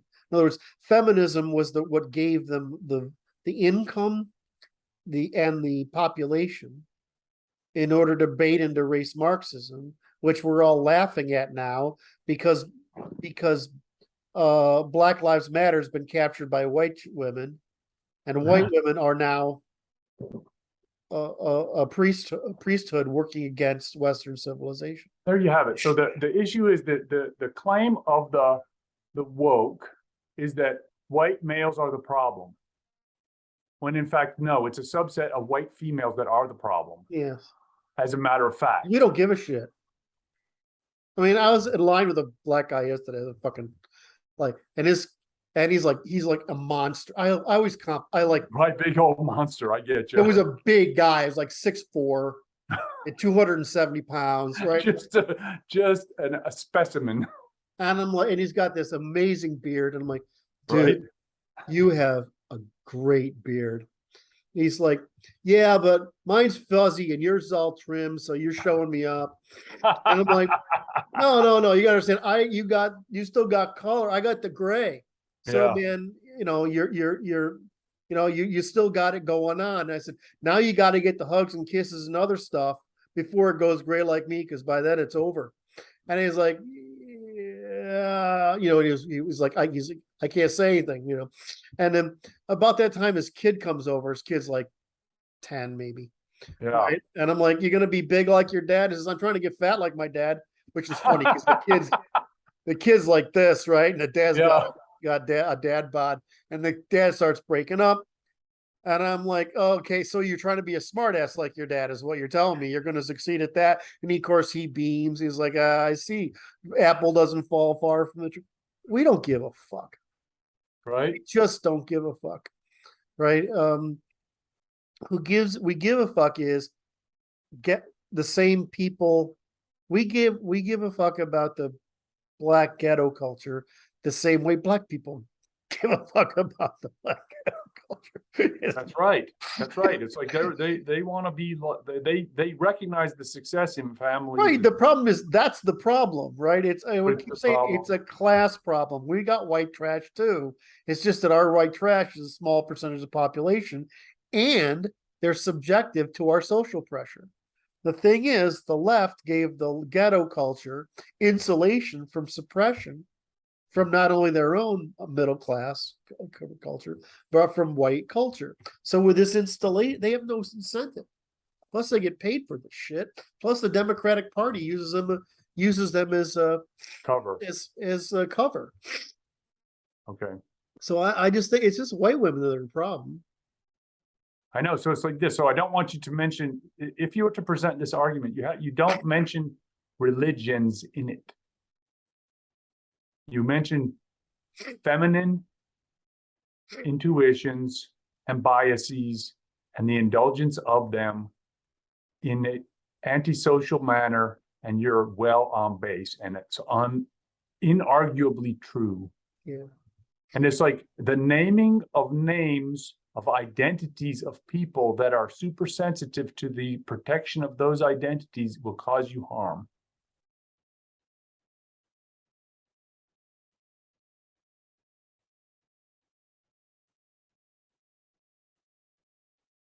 And will bring no value to the argument. Because it's like, if you mention the Frankfurt School, that's sufficient. You don't need to. No, you were right. Don't mention the religion. Keep it. It's just a feminine intuitive bias organized by males to exploit the antisocial feminine behaviors. Yep. It's boring. See, so when it gets to boring, then it's like that's depolarized. How much clarity do I have to use? How much explanation of sex differences and antisocial behavior do I have to use? Let's put in there. I don't think it's much. Yeah, I don't think it's a It's lot. just it's responsibility avoidance, right? And it's talking versus direct action, kinetic. Social construction, it's operational construction. Okay. Yeah. So it's Okay. talk. So once I get through what is our foundation, then I have the framework to discuss these things, because our foundation is maximization of individual responsibility, right? Which is costly, emotionally costly. I mean, it's Yes. the difference is and I think this is the core problem, is that the maximization of that under bipartite manorialism occur and the culminating in the absolute nuclear family. You know, when you get there, that worked because, like, my grandmother went to cook for the doctor's family. Yeah. She was 14. Yeah. Right.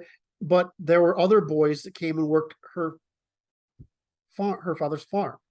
Yes. So you were trading kids the way we trade employees. Right. There wasn't To train them up. Yep. Well, I mean, it's just you had to be useful.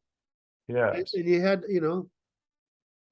and so what happened is you recreate the village problem thing of you're always suppressing the self for the value of family and commons, right? It's the same thing that happens when in commercial society, right? You're suppressing yourself in order to win customers. It's the same behavior. That's why Christianity works so good at producing the high trust culture, which is so good at producing commerce. It's the same fucking behavior. So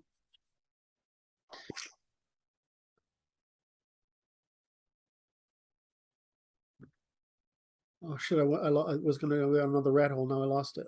So I went into describing. They're trading kids. Yeah, but I did that because it was produced in the high trust family. And I went to the high trust family. And so the problem we have today is that, we go to a school which does the opposite. We don't have a church anymore. Our families are destroyed because mothers are working. It's alienation. And you're sitting in front of a television or a It's computer. absolute alienation. So you're alienated. And so there's no negative or positive feedback route. So what are you going to do? Become selfish. which is the opposite of what produces a high trust society. And then you're told that you're bad. You're especially told that competition is bad when it's the opposite. Because competition is the means by which we develop cooperation, by the suppression of individual satisfaction in order for the group good in an empirical context, rather than that's Right. very, very hard to cheat in, versus political system where they claim the same thing, but it's very hard to cheat and conspire. Very easy to cheat and conspire in the political equivalent instead of the social equivalent, social and commercial equivalent. So easy. Except, see, the problem, if you start out with Christian religion, which is do the good, you're trying to get into moral and then into scientific by solving for the same problem.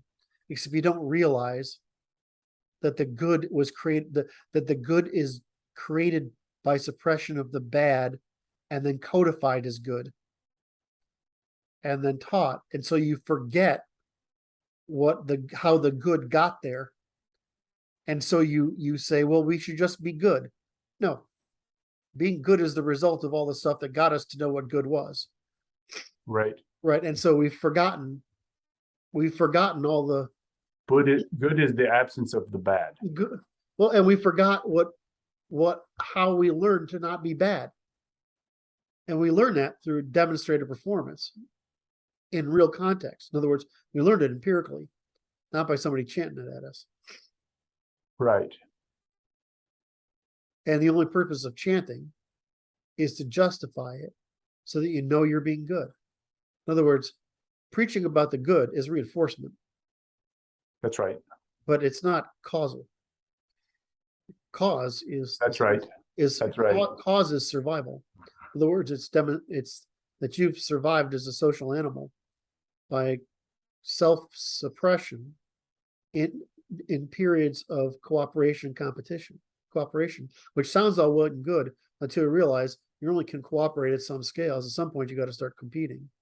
So cooperation inside of competition is what suppresses the individual and helps us determine what good is. So we had it. We're doing everything possible to unprogram good people. Just thinking the irony of it. It's just so fucking painful. Can't stand it.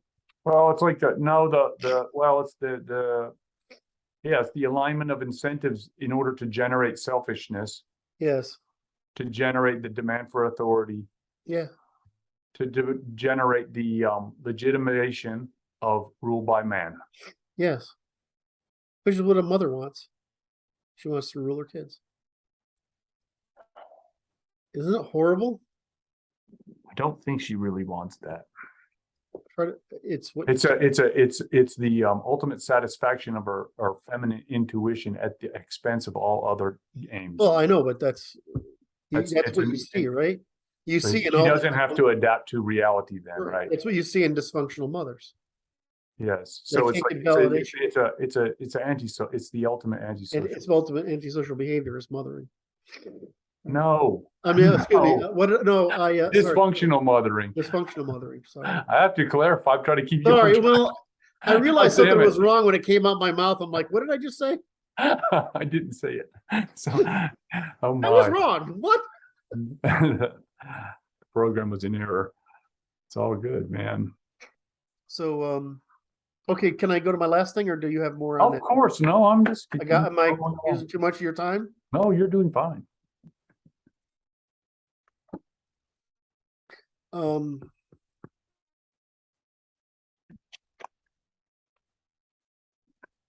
Okay.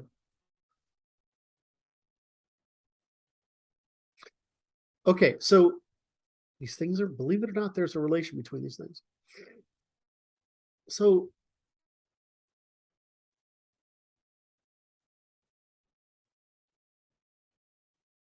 I don't know if I can do it. Okay, so we just discussed a story, right? We just told a story.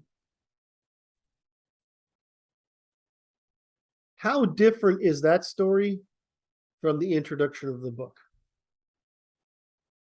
That other is words- the introduction of it. I mean, it's like that's essentially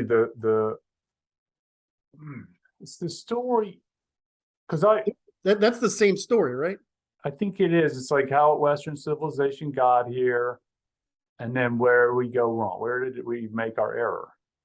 And the reason I'm asking that is because when I read My Existing, it's a little more like the guns, germs, steel approach, Okay. which is historical context. And this was more like present context, Yes. but it's the same argument. It is. And the reason I want to know is if I can make this argument that we just covered not offensive, can I make the introduction not offensive? I think you can. I think I can. I didn't feel that before. It's really the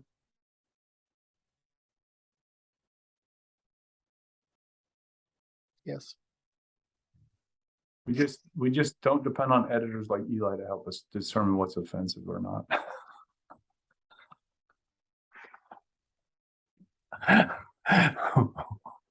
Well, you see this Sorry, with all due respect, of course. well, you see this and I'm becoming increasingly aware of this, is that,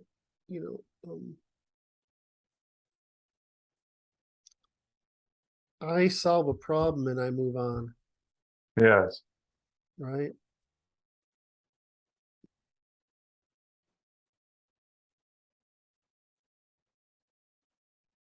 But for me, moving on is no longer being terribly interested in the right.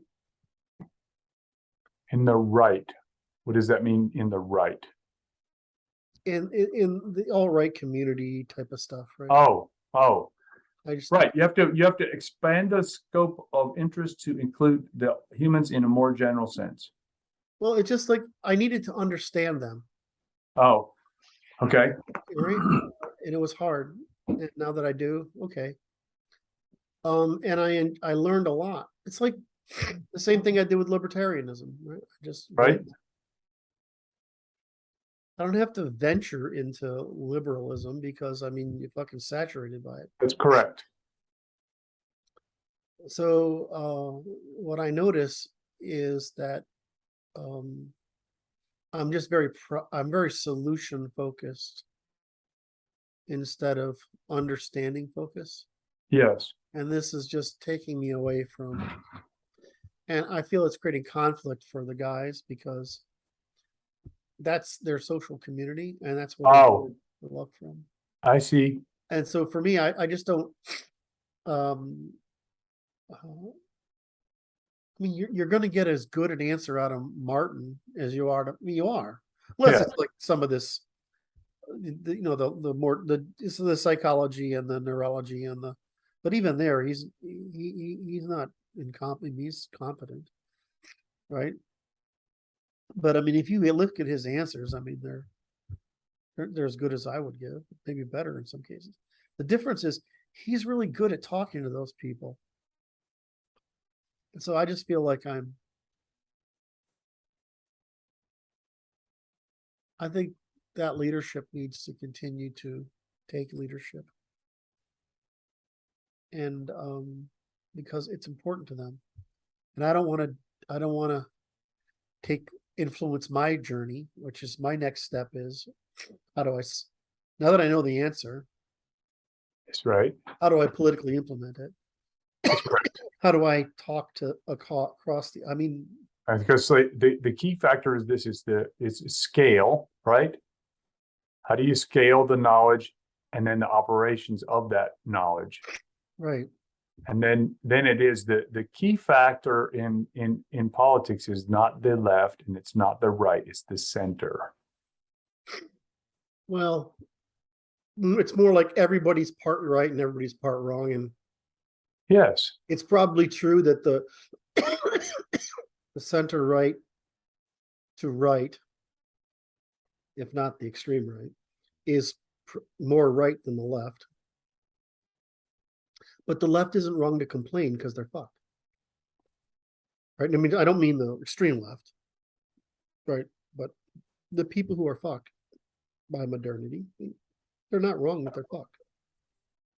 The trick is to create systems that they can understand will ameliorate their stress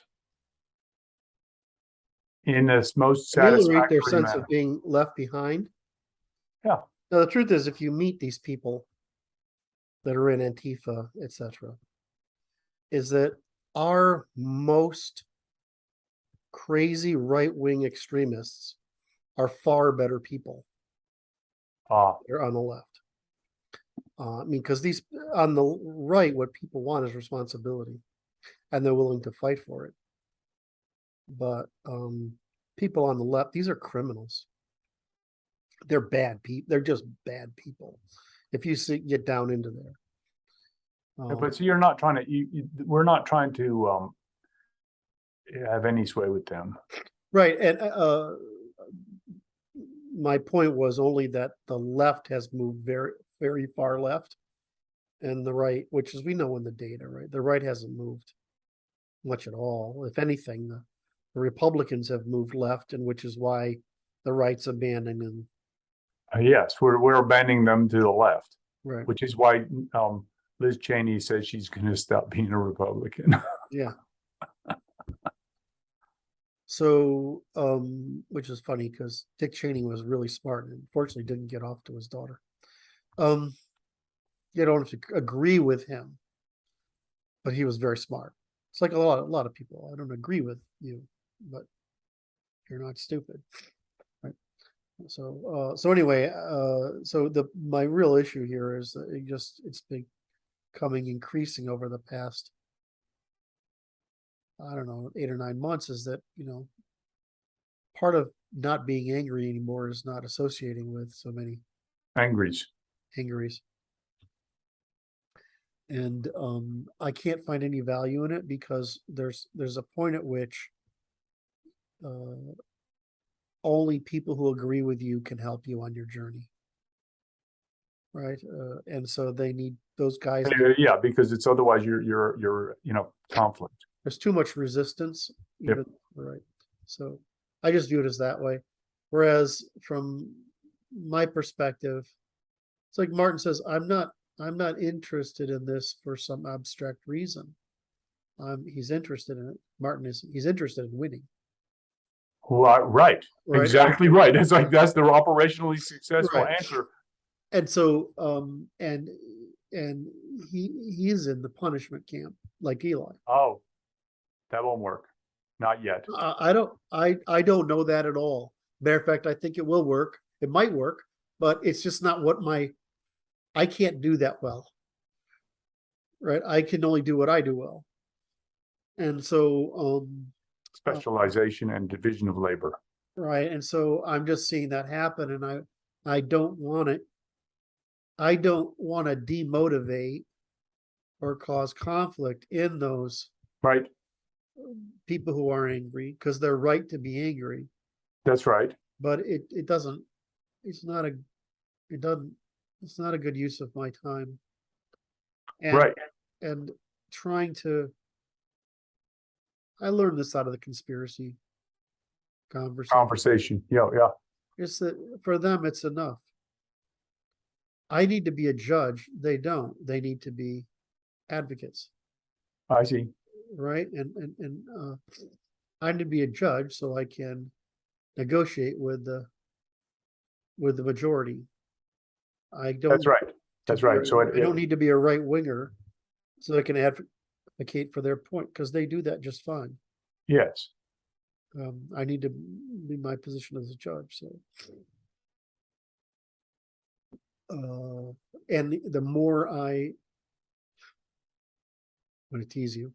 Okay. The more you have beat my anger out of me with a stick. It's more boring than that. It's Well, way more boring than that. It's just dripping water on the campfire. the more I sound like my libertarian self in the past. Yeah. And the less loaded my writing, and the more scientific, but also the happier I am. That's Because valuable. I'm not like these guys on the right. Right? I'm not wired like that. I'm not. It's like the trader. So it's like trading, right? Yeah.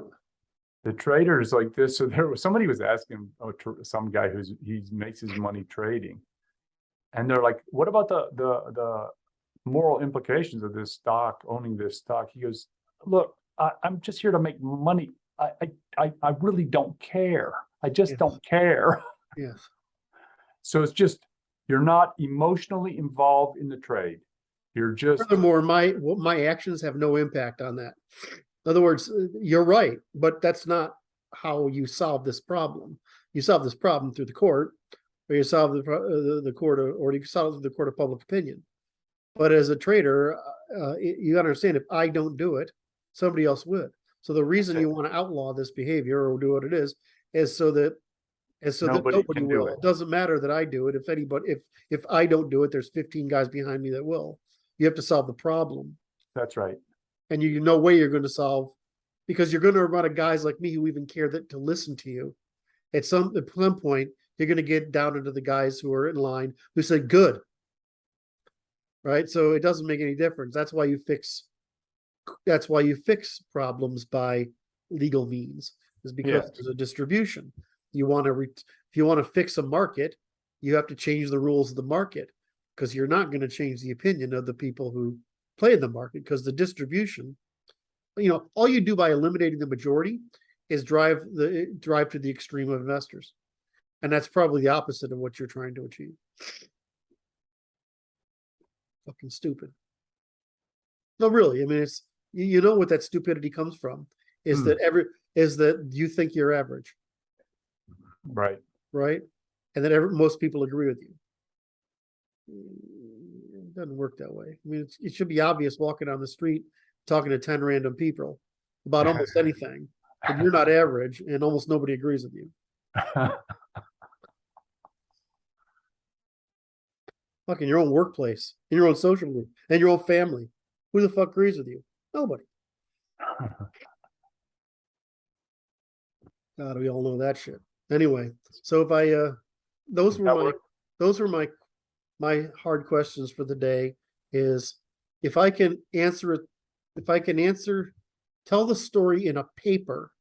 In other words, it's Yes. important, not a book. Yes. If I can tell the story in a paper or in the video, because I originally planned this as a video. I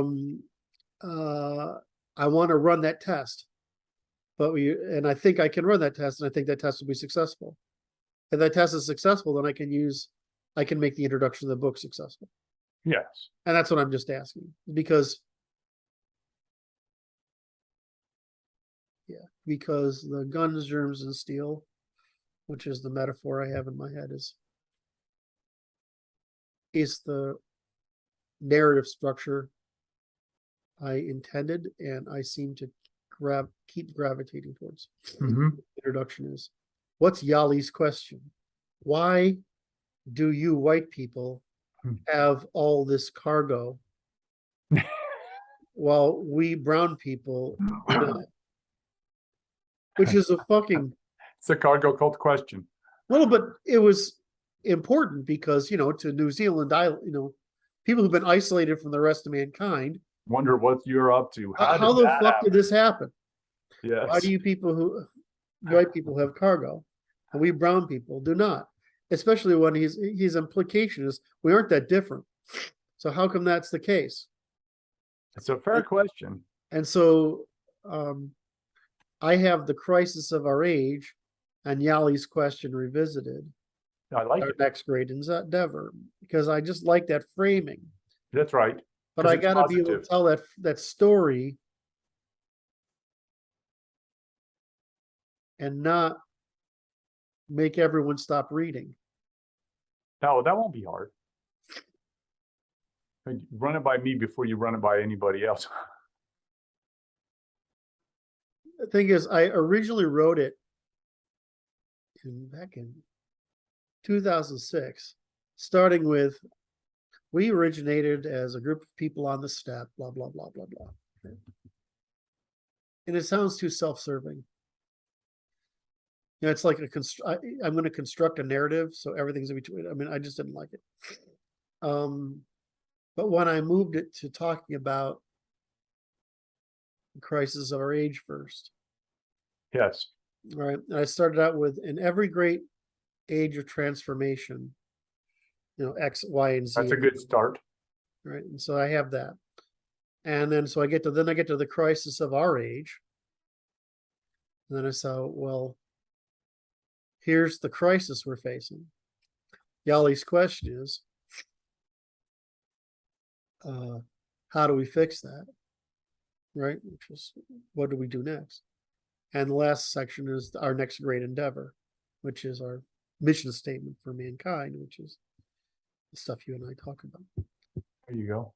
And so I feel pretty good about that. And so I go through the introduction, then I start going through how the program's context. I don't feel really good about that transition yet, but and then I got, you know, what are we going to do here? And then all the stupid stuff like how to read the book, what is this, and what you'll like, and the audience, and blah blah blah. Right.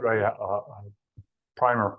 All the primers, and then we go into the methodology. So if I can write this thing, which is what I'm going to try to do first, because the scope of what I'm trying to say is smaller. Right. And then I'll probably make a video of it, because making a video is what really gets me through it. And then we'll go over and we'll rework the introduction, because yeah, that's why I don't want the introduction to be so explosive. That's right. But I mean, if you just say, look, the agrarian age started here, somewhere in Anatolia, it looks like. The Bronze Age started here, somewhere in Mesopotamia, it looks like. And the Iron Age started, which is the Mediterranean age, started in Greece.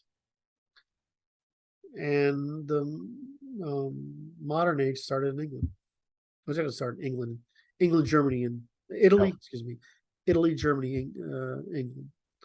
Right, and we got to remember that the north of France is genetically English. So I mean, which I love that. I actually really find fascinating that Ancestry.com is suppressing that information. Really? Yeah. They look on the map.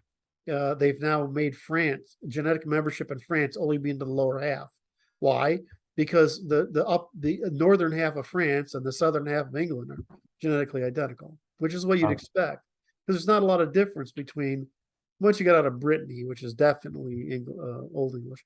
You get over to northern France, up into Belgium, the lowlands, the Netherlands, and Denmark, and the tip of Sweden. It's all the same fucking people. Right, I mean, because anybody along the water is related. The Vikings.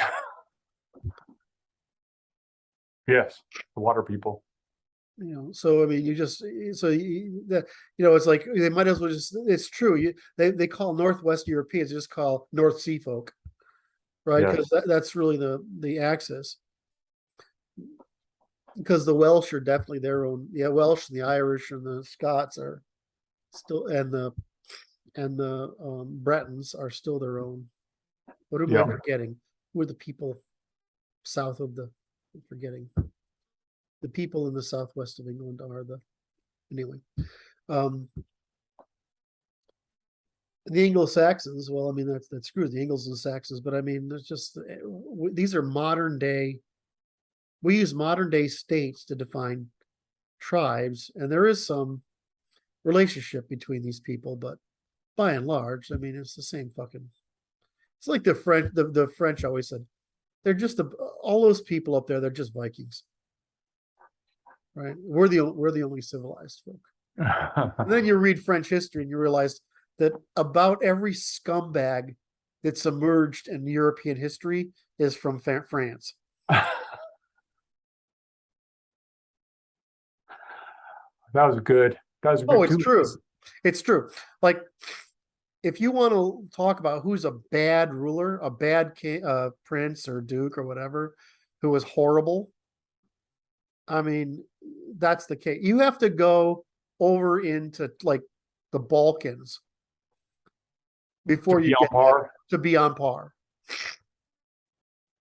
And that they were all the ones who were trying to wrap themselves in church garb. No wonder they were. Anyway, I'm wasting your time now. There you go. Well, we did a good work today. We did. I got a lot out of today. Thank you very much. That's good. I enjoyed it. Then we will reconvene tomorrow, I hope. Okay, boss.